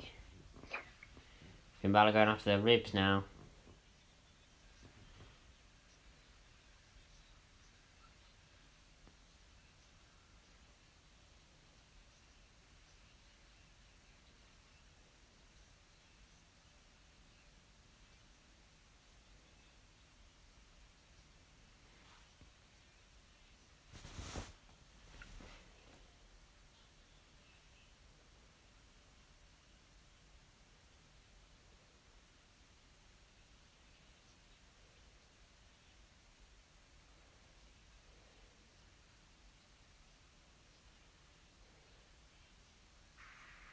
Oh, the forearms to the back of their neck.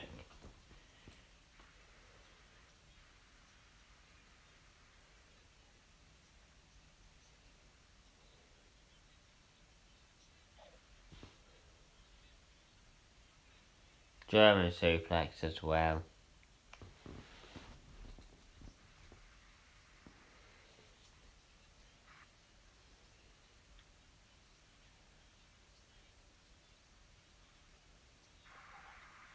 Oh!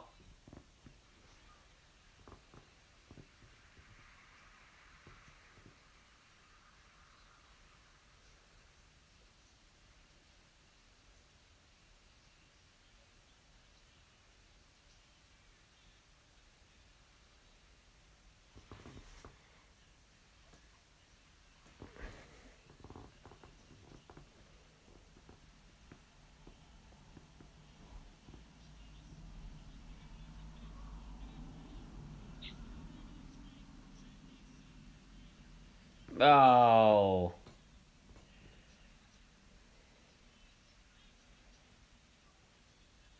And that's it. And that's it. And I got another prediction right. I think I've only had one prediction wrong tonight. So I think, does this mean Finn's coming up to the main roster?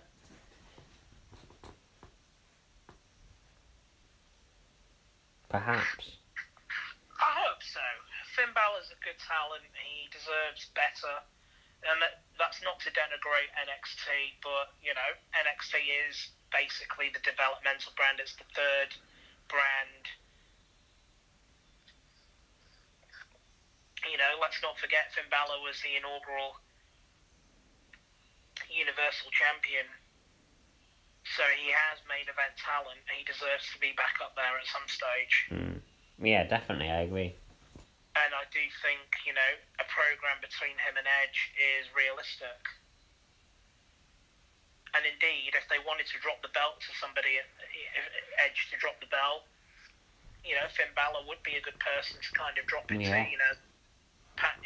Not necessarily passing of the torch, because I don't think there's that much of an age difference between them, but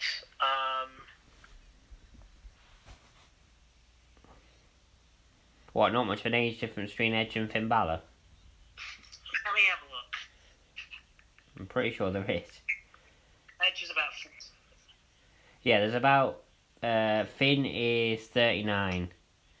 So they're about... Okay, it's not a good 8-year difference, Yeah. but I mean, it's not like, I mean, yeah, it could be like a passing of a torch type thing, but Yeah. I do think at some point, assuming Edge wins on Sunday and he ends up pinning Daniel Bryan, he is going to drop the belt back to Roman Reigns at some point.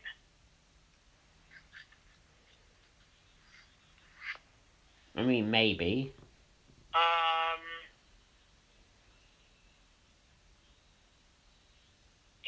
I think we said Edge has signed a 5-year contract or something, but we don't know whether he is going to see out the full contract or something. Maybe his final match could be against Finn Balor. Maybe.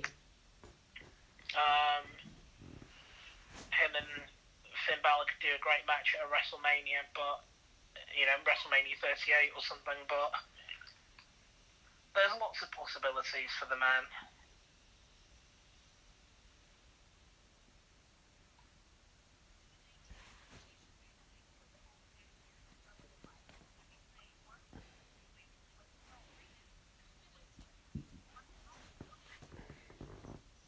So another public service announcement encouraging people to get the vaccine. Yeah. And, I'd say that to all those who are watching and listening, do take the vaccine if you get offered it.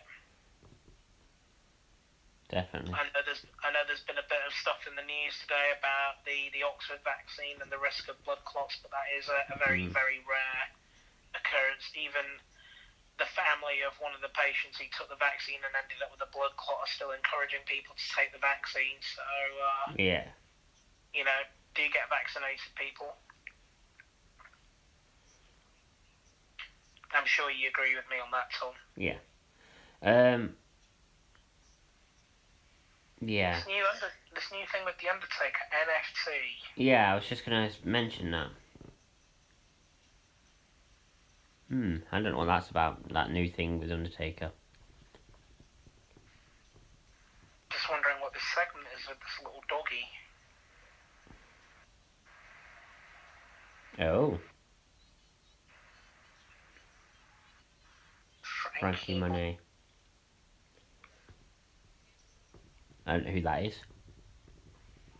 No, but we'll see on Tuesday.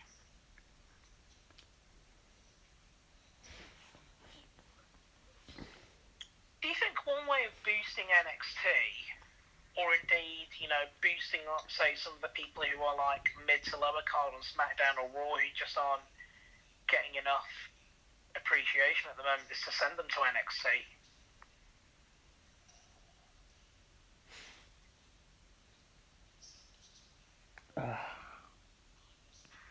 Do you think that would work, Tom?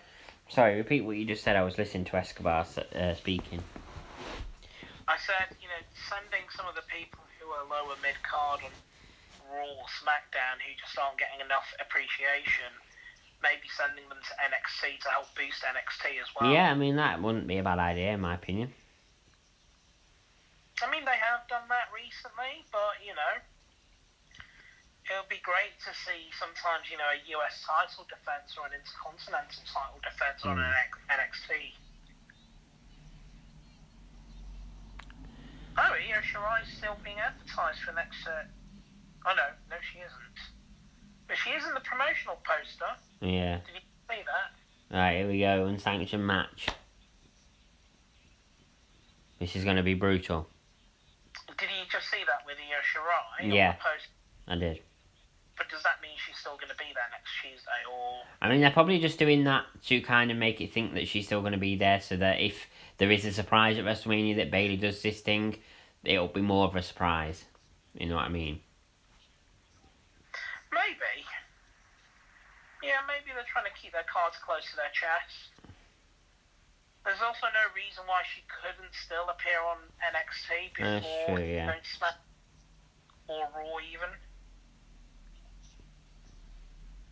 Frankly, I wish there's a way they could do both. You know, it doesn't have to be like one or the other. And if anything, having Io Shirai appear on both brands actually boosts ratings as well.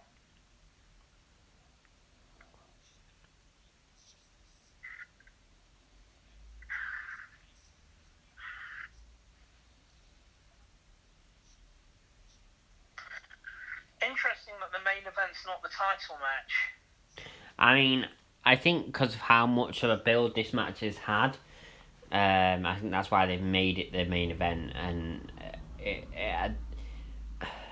to a certain extent, I agree with it being the main event, but at the same time, I think the champion should main event. So.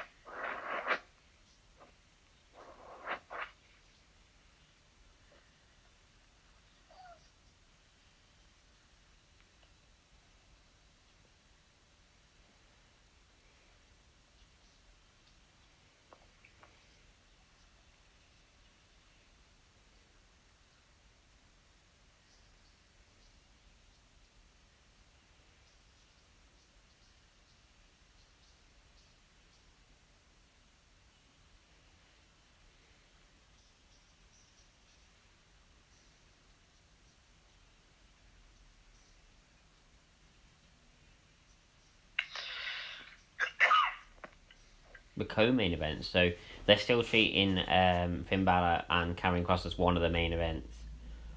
Right. A what event? So in this package here, William Regal said that this match was the co-main event. So it's basically saying that Karrion Kross and Finn Balor was a main event, but just wasn't on last. Yeah, but I mean, for me, the main event is always What's last? traditionally what goes last. Yeah. You know, what closes the show. No, I agree. And I think for a long time, I mean, we've known that the title match doesn't always have to be the one that goes last. No. Like, in my opinion, you know, the final match of day one of WrestleMania, had they not revealed him earlier, should have been The Fiend versus Randy Orton. Yeah. But, you know, WWE screwed up the build-up for that. There was just no need to reveal The Fiend up until WrestleMania. No, I agree. No, what they could have done was they could have just carried on the segment with Alexa doing mind games with Randy. Yeah. And then Randy, Randy issuing a challenge to The Fiend to return and face him at WrestleMania. Yeah. But he doesn't give him an answer either way, or Alexa doesn't give her an answer either way, and then just build it up towards the end of WrestleMania. And then you have Randy Orton come out at the end, cutting a promo on the mic or something, saying that The Fiend is a coward, blah, blah, blah, and then suddenly The Fiend comes back, and they have their match. And he just gets brutally beaten down.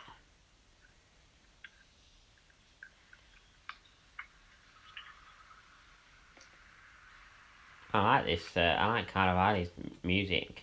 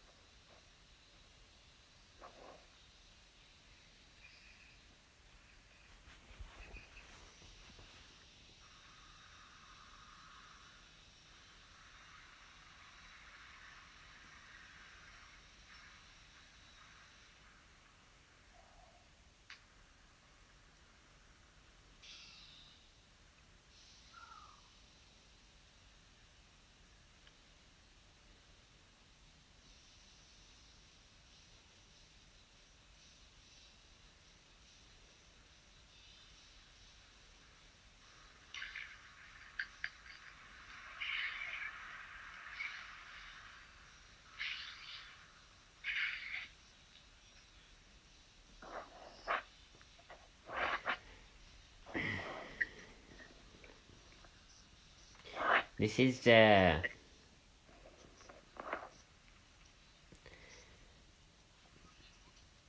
it's got the feel of a very like big main event match, like. But the issue is, the show ends in 5 minutes. Unless, well, it's obviously going to overrun. I would hope. What? It will probably overrun. I would hope so. I hope it's not just going to be a very quick match. Especially with the build that this match has had, it needs to have a decent amount of time. It just depends how long they are willing to let it overrun.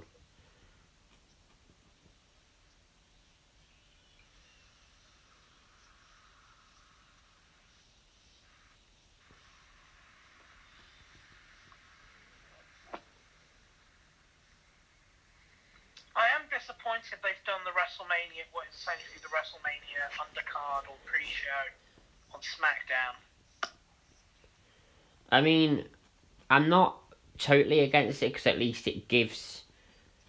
At least there's more time for the matches at WrestleMania, and maybe some matches that maybe they would have rushed through might get a decent amount of time. Yeah, but then it means that those wrestlers don't even get to perform on in the WrestleMania. I mean, ring. that's the bad thing about it. So, That is the bad thing about it. It technically isn't WrestleMania. That is just basically. Yeah, because at least with the pre-show in recent years, I view it essentially as the undercard as you'd get in in big boxing events. They're performing in the same ring. They're performing in front of the same crowd. In the same setup. They don't even get that opportunity.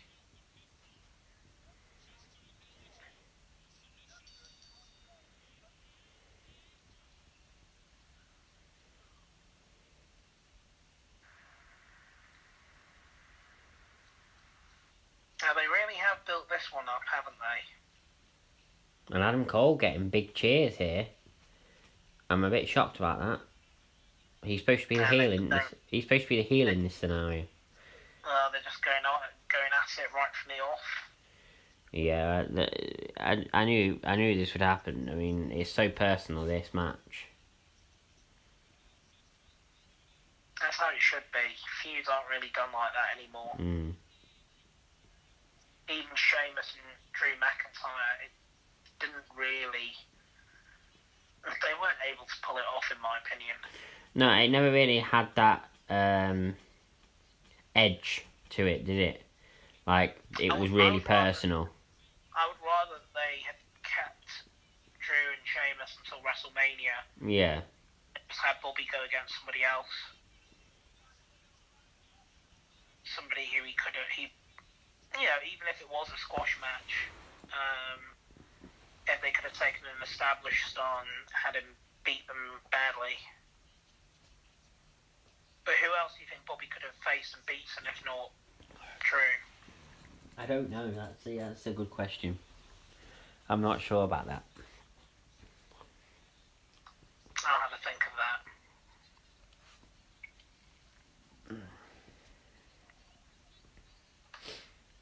Oh.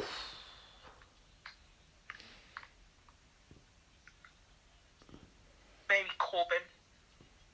Mm. But he's not exactly main event material. I was going to say, he's not main event material.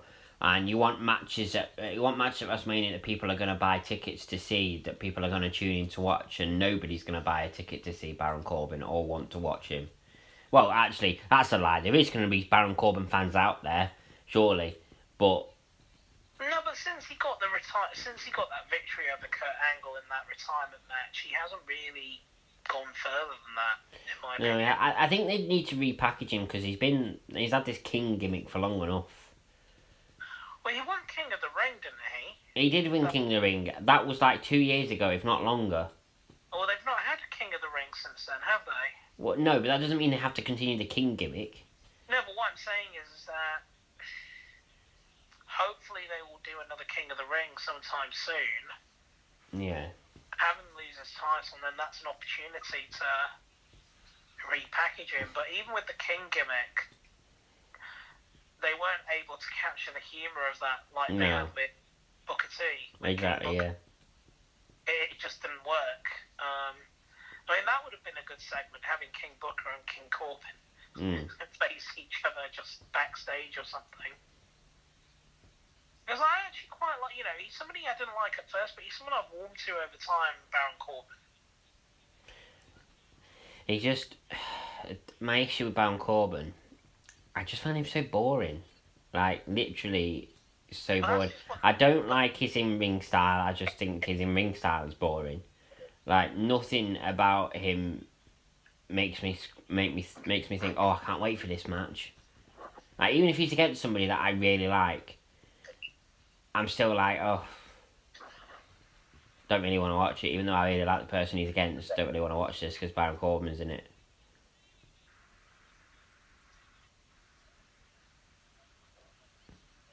And I'm not, I'm not even going to blame Baron Corbin himself for that, because I think Baron is a fantastic heel. He has such a great way of managing to get so much heat and get people to boo him. He's fantastic at what he does, and so I don't blame him personally for him being boring. I blame WWE because they've just never really had an interesting character for him. Like when he first came up to the main roster, he was the lone wolf. He had that kind of character, and then he had the whole general manager of Raw kind of character. And even after he finished being the general manager of Raw, he still had the same wrestling attire and stuff like that. And then obviously then King of the Ring came along, he won the King of the Ring, and then since then he's just been the king, and it's WWE's fault that he's been boring because they just don't book him right. And they just don't. Agreed. They haven't booked him right, and they should do, because I mean he's got the look, he's got the gimmick, he's exactly the type of guy that Vince McMahon seems to like. So, why not? Yeah. But that's a question for WWE top brass, really, as to why Corbin hasn't received that push that he should have done. So we've officially overrun by 3 minutes. I mean, this match isn't going to end anytime soon, so... And Adam Cole is dominating Kyle O'Reilly at the moment. I predicted Kyle O'Reilly to win this. I mean, I've done pretty well with the predictions tonight. I think I've only got one wrong. And what was that? The first match? Yeah, I predicted Jordan Devlin to win, and he didn't. So yeah, I'm doing better than I did last night anyway.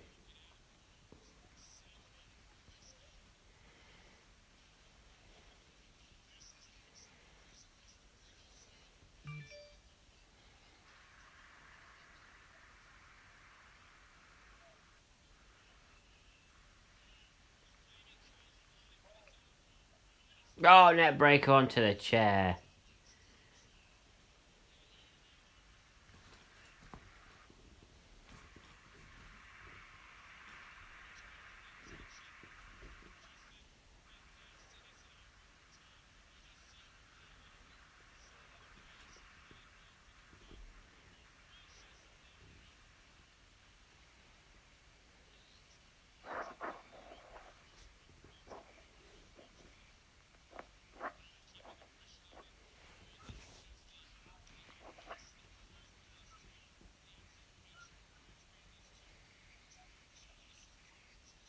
Oh, shot to the face.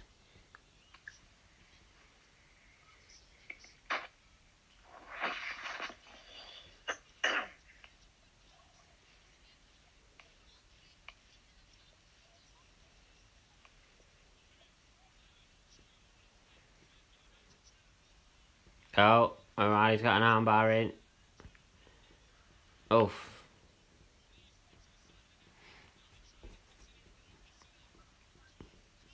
Oh, the Ushigoroshi. Oh. kick out. Adam Cole been focusing on Kyle O'Reilly's neck in this match so far.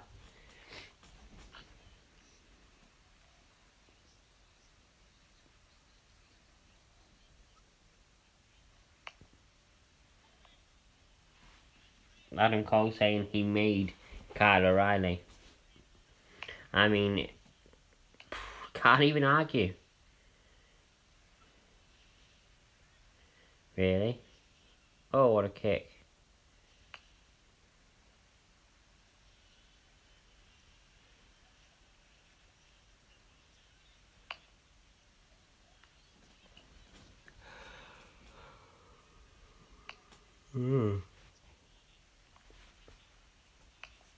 Oh, what a knee. Oh, a boot.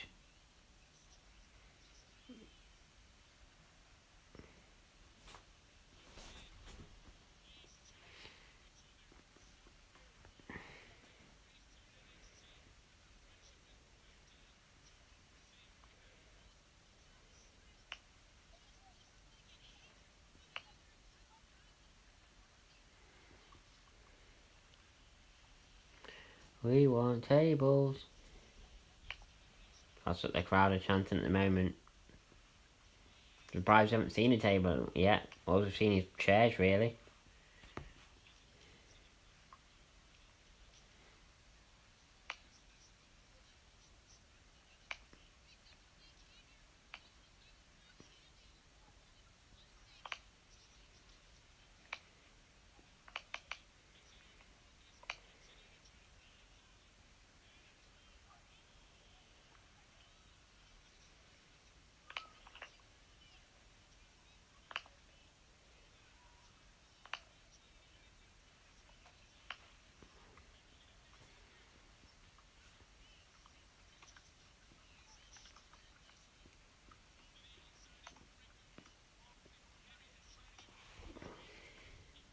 Adam Cole on the outside, Kyle O'Reilly on the apron. Oh, and a drop kick to Adam Cole.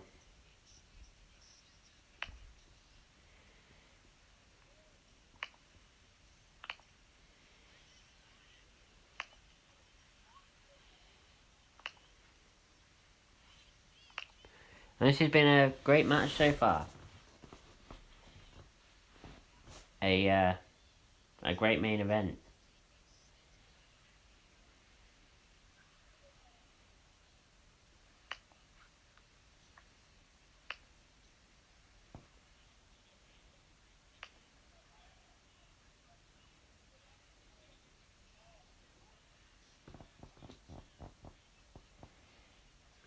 Oh! Kyle O'Reilly just punched the chair into Adam Cole's face. Oh, Adam Cole kicks out.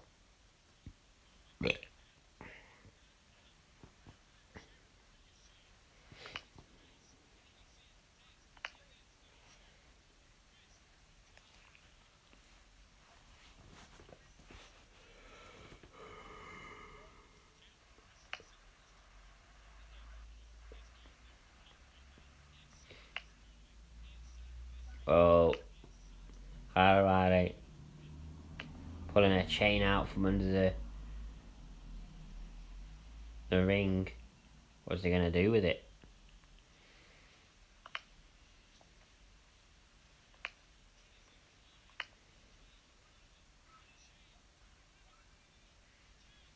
Oh! A neck break onto the chain. Oh, Kyle O'Reilly kicks out though.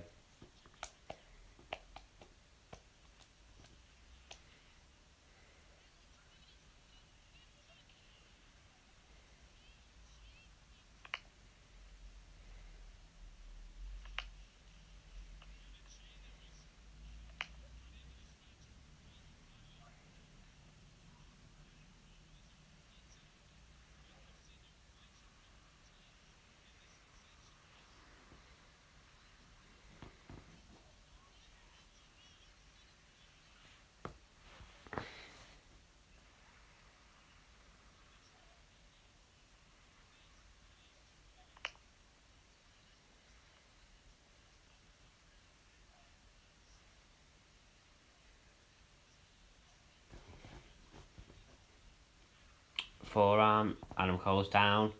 Now Kyle O'Reilly's got the chain. What's he gonna do?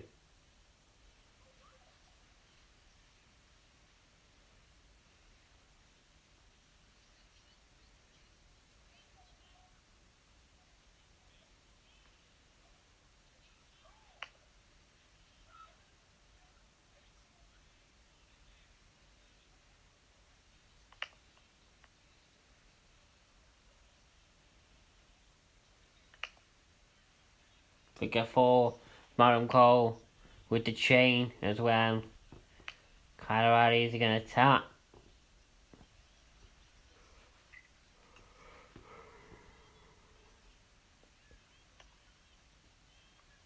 Ugh.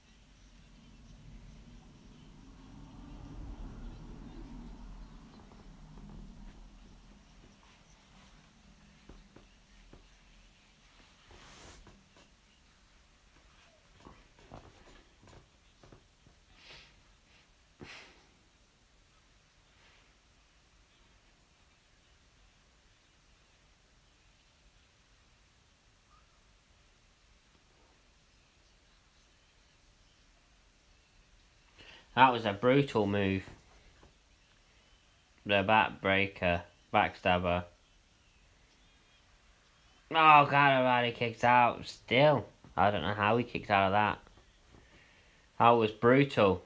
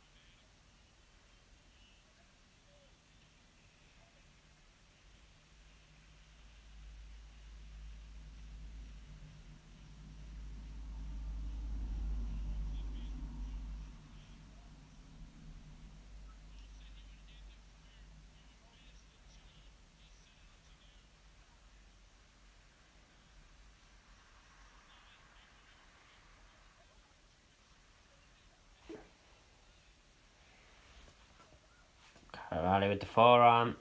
Elbow from Adam Cole. Oh, what a German. O'Reilly sitting in the chairs. Oh, what a move. Shining Wizard. 1, 2. Oh, Kyle O'Reilly still kicks out. How the hell did he kick out? Kyle O'Reilly does not give up.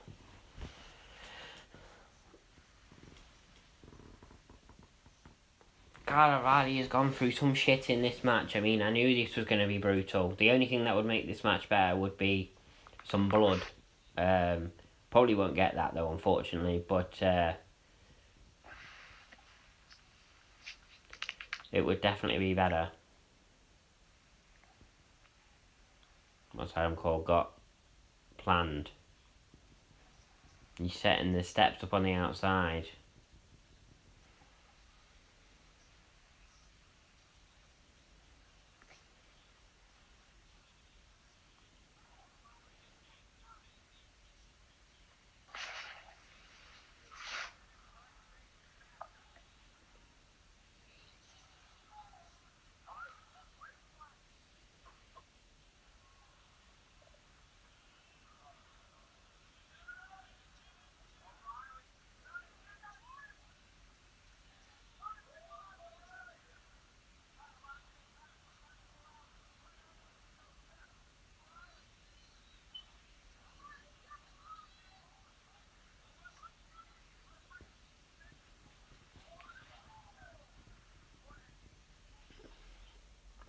O'Reilly taking control.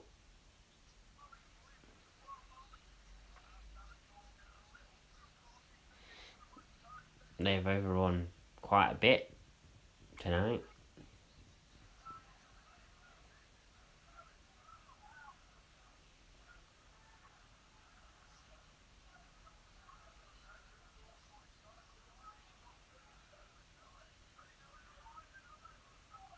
Kyle O'Reilly sent into the barricade. No, what a boot though from Kyle O'Reilly. It's back and forth this match. Has been since the start, pretty much. And now, Kyle O'Reilly pushing everything off the announce table.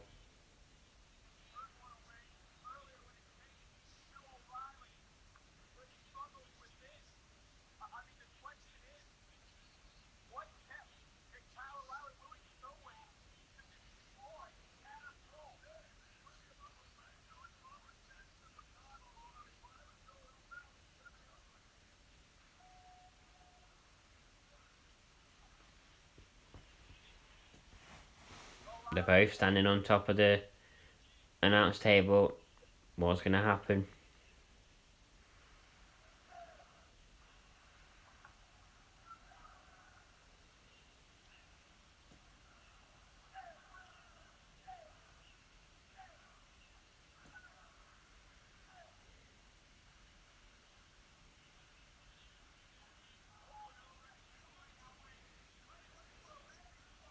Oh!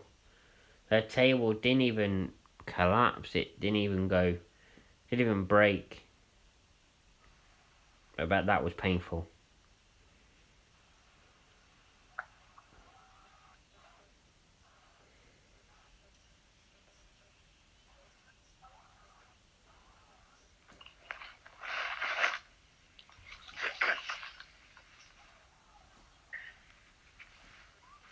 Oh dear.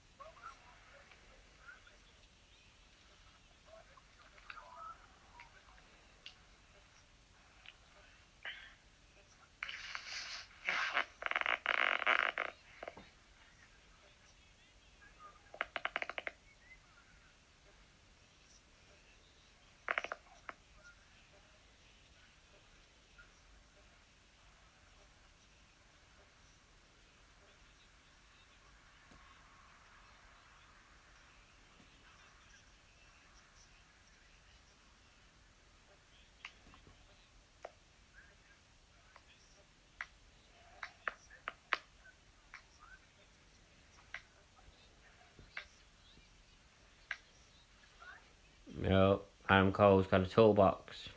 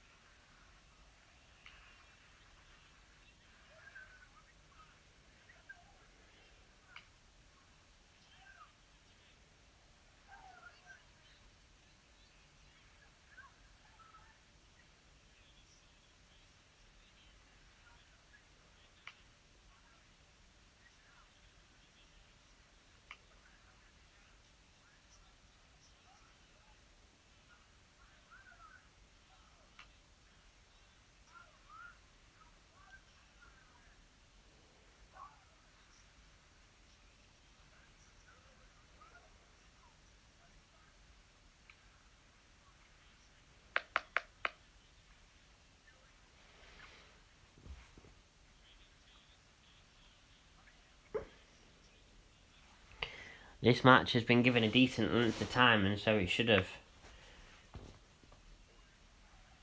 I mean, I still feel that Kyle O'Reilly's going to win this, but I could be wrong. I'm sticking with my prediction. It'd be cheating to change it. But we shall see.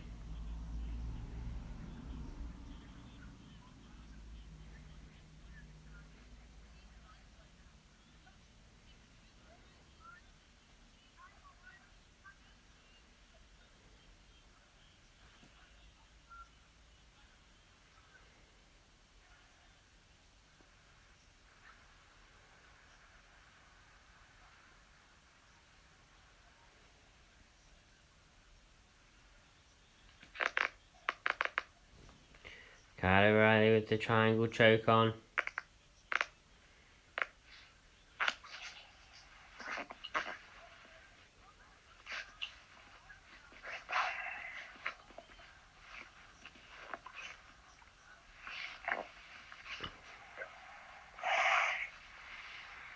The tire iron to the ribs.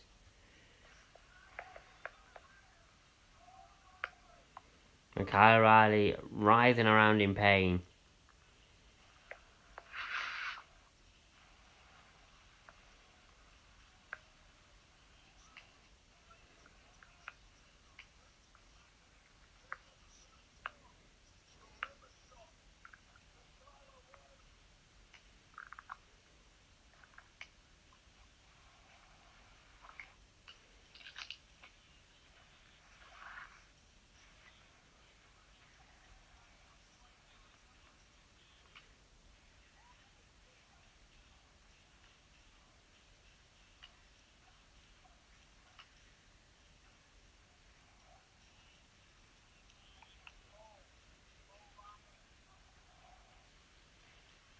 Kyle chanting, "This is awesome," and they are right.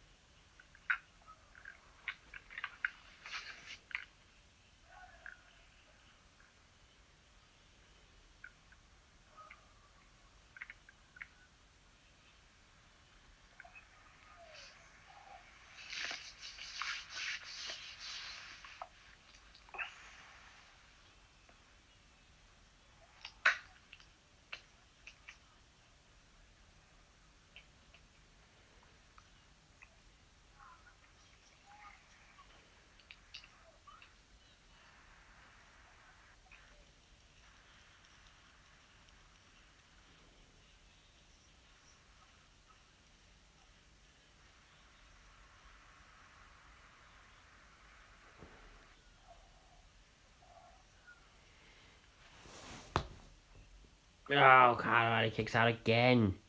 This match is just never ending. I mean, the show is nearly overrun by half an hour. I mean, that's just amazing. It's not often a show overruns by that much.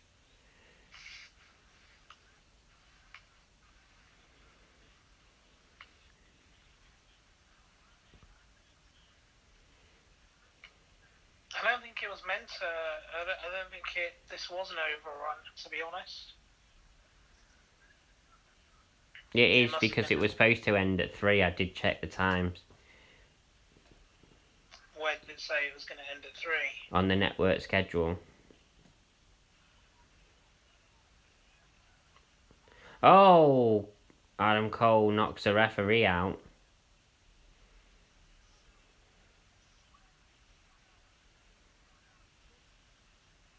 Unless the schedule I looked at was wrong. I mean, it possibly could have been.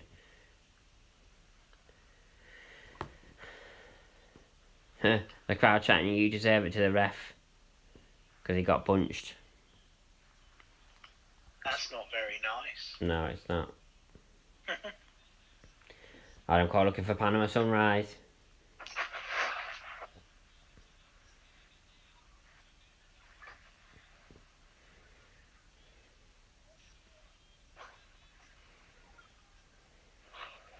There's nobody to count.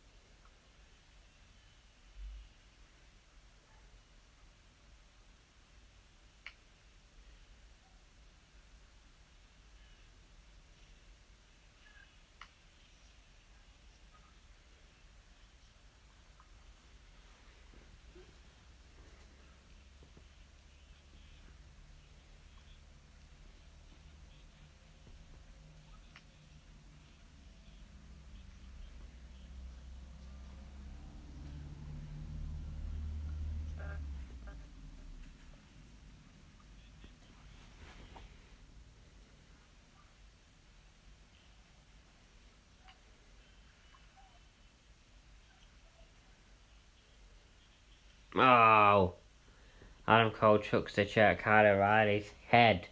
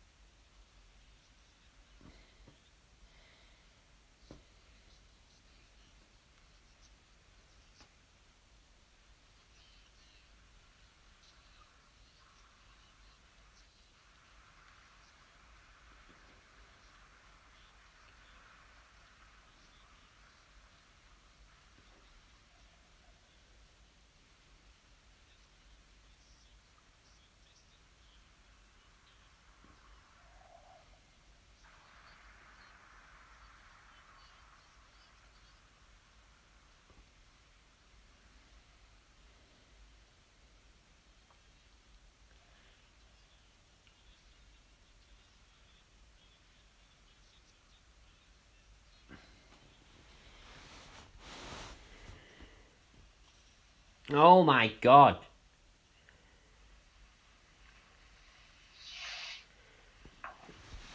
That was a great spot.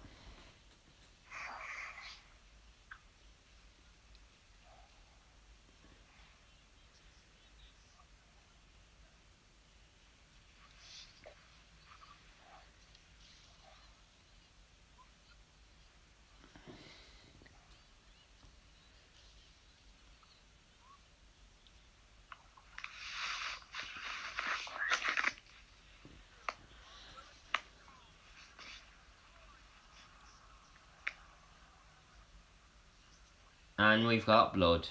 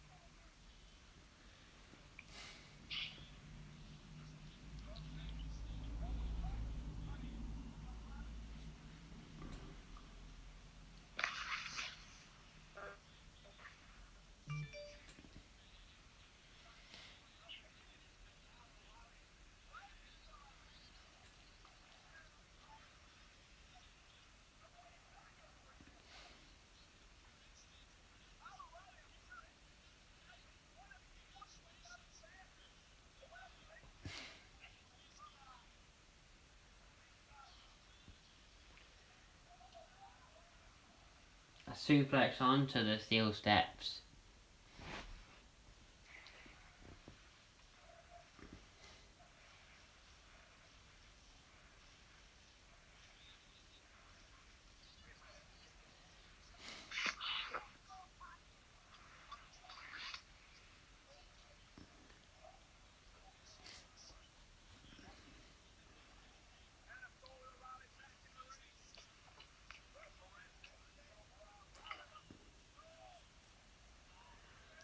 How did Kyle O'Reilly kick out of that?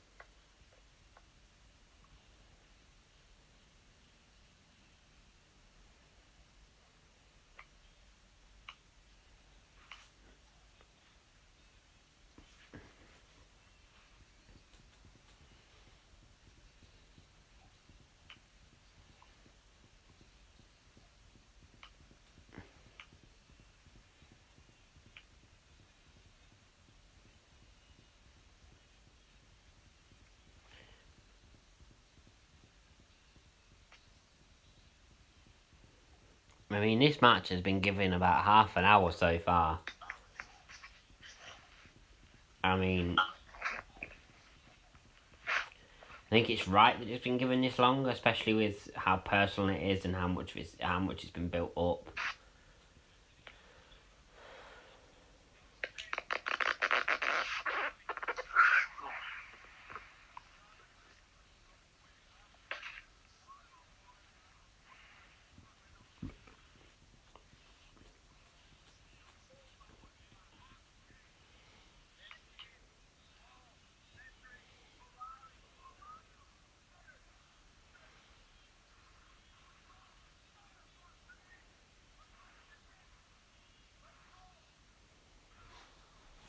And O'Reilly back in control.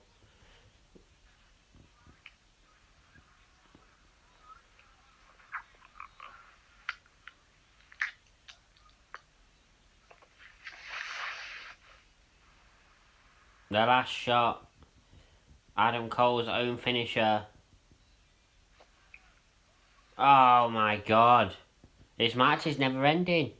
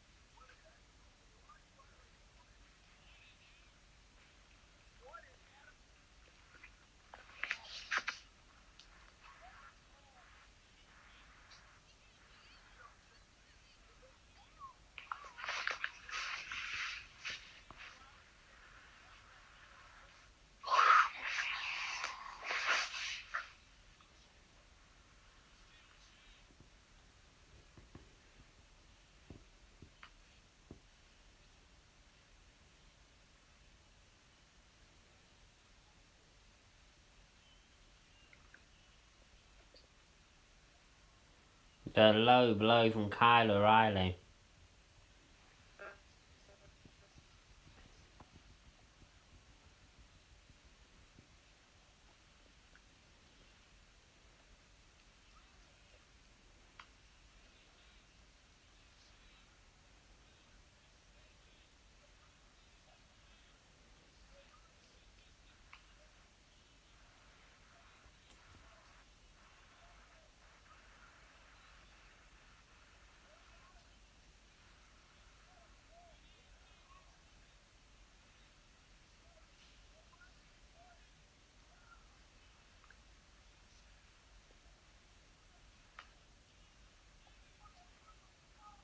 And it's over.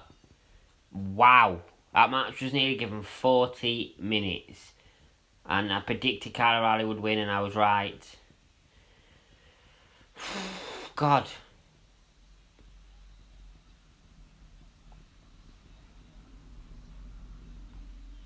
That match was exhausting to watch.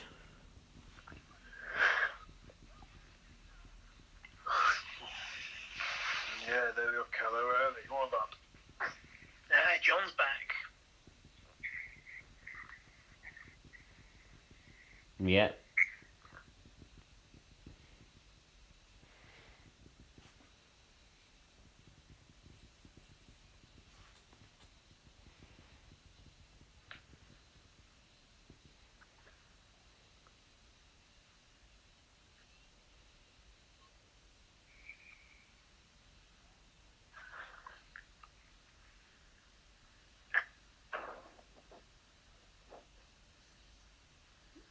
Oh, Adam Cole might be legit injured here.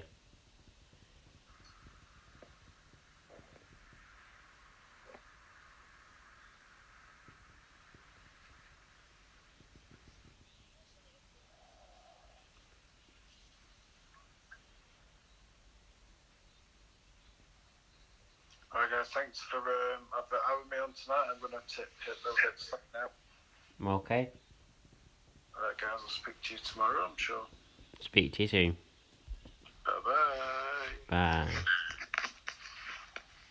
I'm still here, waiting for you to end your stream, and then we'll say goodbyes. Yep. I'll just wait for it to actually officially finish. And then I'll end the stream.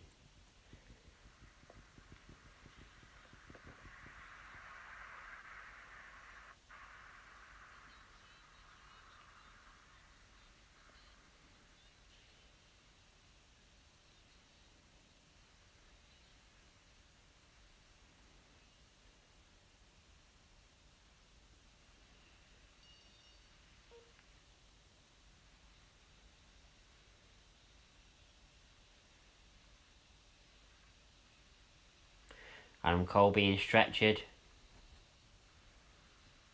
I don't know if this is legit or storyline.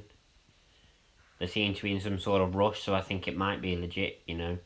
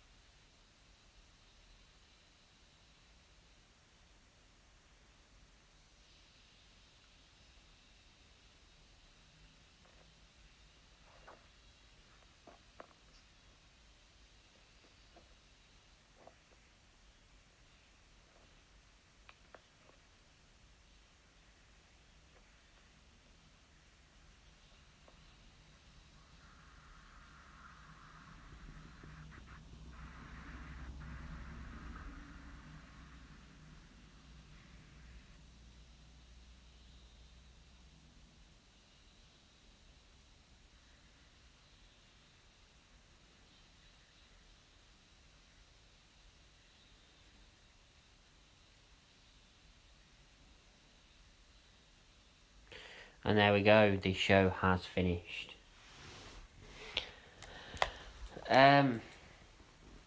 So before I go, obviously I'll give you my full time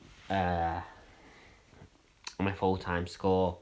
So my halftime score was a 5.5. I think that's what I gave it at halftime. I think my full time score. Well, before I say my full time score, that last match in itself was about an 8.5.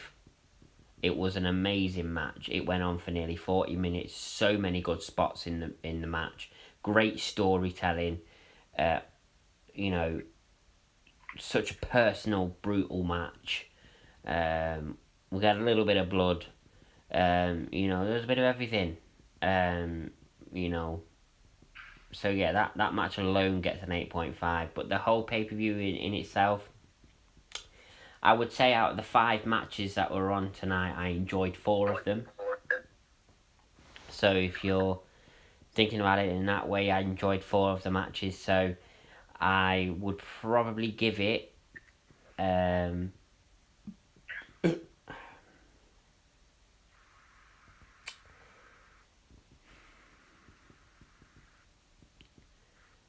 I'd probably give it about a. I'd probably give it about a 7.5 out of 10 altogether. That's my full time score. You're always very generous with your marking. I'll give the final match was pretty good. Otherwise, I thought the card was pretty boring. It wasn't as good as yesterday, but just as the main event was impressive yesterday, I thought that was impressive. I'll give it a 6.8. Fair enough. I think anything that's a 7 or above for me would have to have been pretty good or outstanding. So it was good. It just wasn't at first class. Right, that's fair. Right, anyway, it is time for me to depart, but I will be back tomorrow at midnight for... Well, today at midnight, I guess. Well, actually, no, technically it would be tomorrow because it's a different day midnight, innit? So, because it's 0000, so technically it's a new day. I mean, well, yeah, fair enough. So I'll be back for SmackDown, a special WrestleMania edition of SmackDown. It will be. I'll probably be live around about 12ish. The show starts at 1. So yeah, the final show before, of course, the WrestleMania weekend. But yeah, if I had to say overall how I found Stand and Deliver both nights, I mean, it was fantastic. There was a few matches that were boring, but all in all, it was, for NXT's version of WrestleMania, I thought it was great. It was a lot of fun to watch. It was a lot of fun to watch, and it kind of makes me think: should I watch NXT going forward? Perhaps I will. Perhaps I won't. We'll have to see about that. But anyway, I hope you enjoyed the stream, and I hope you enjoyed the stream, and I'll see you tomorrow for SmackDown. See you then. Bye bye.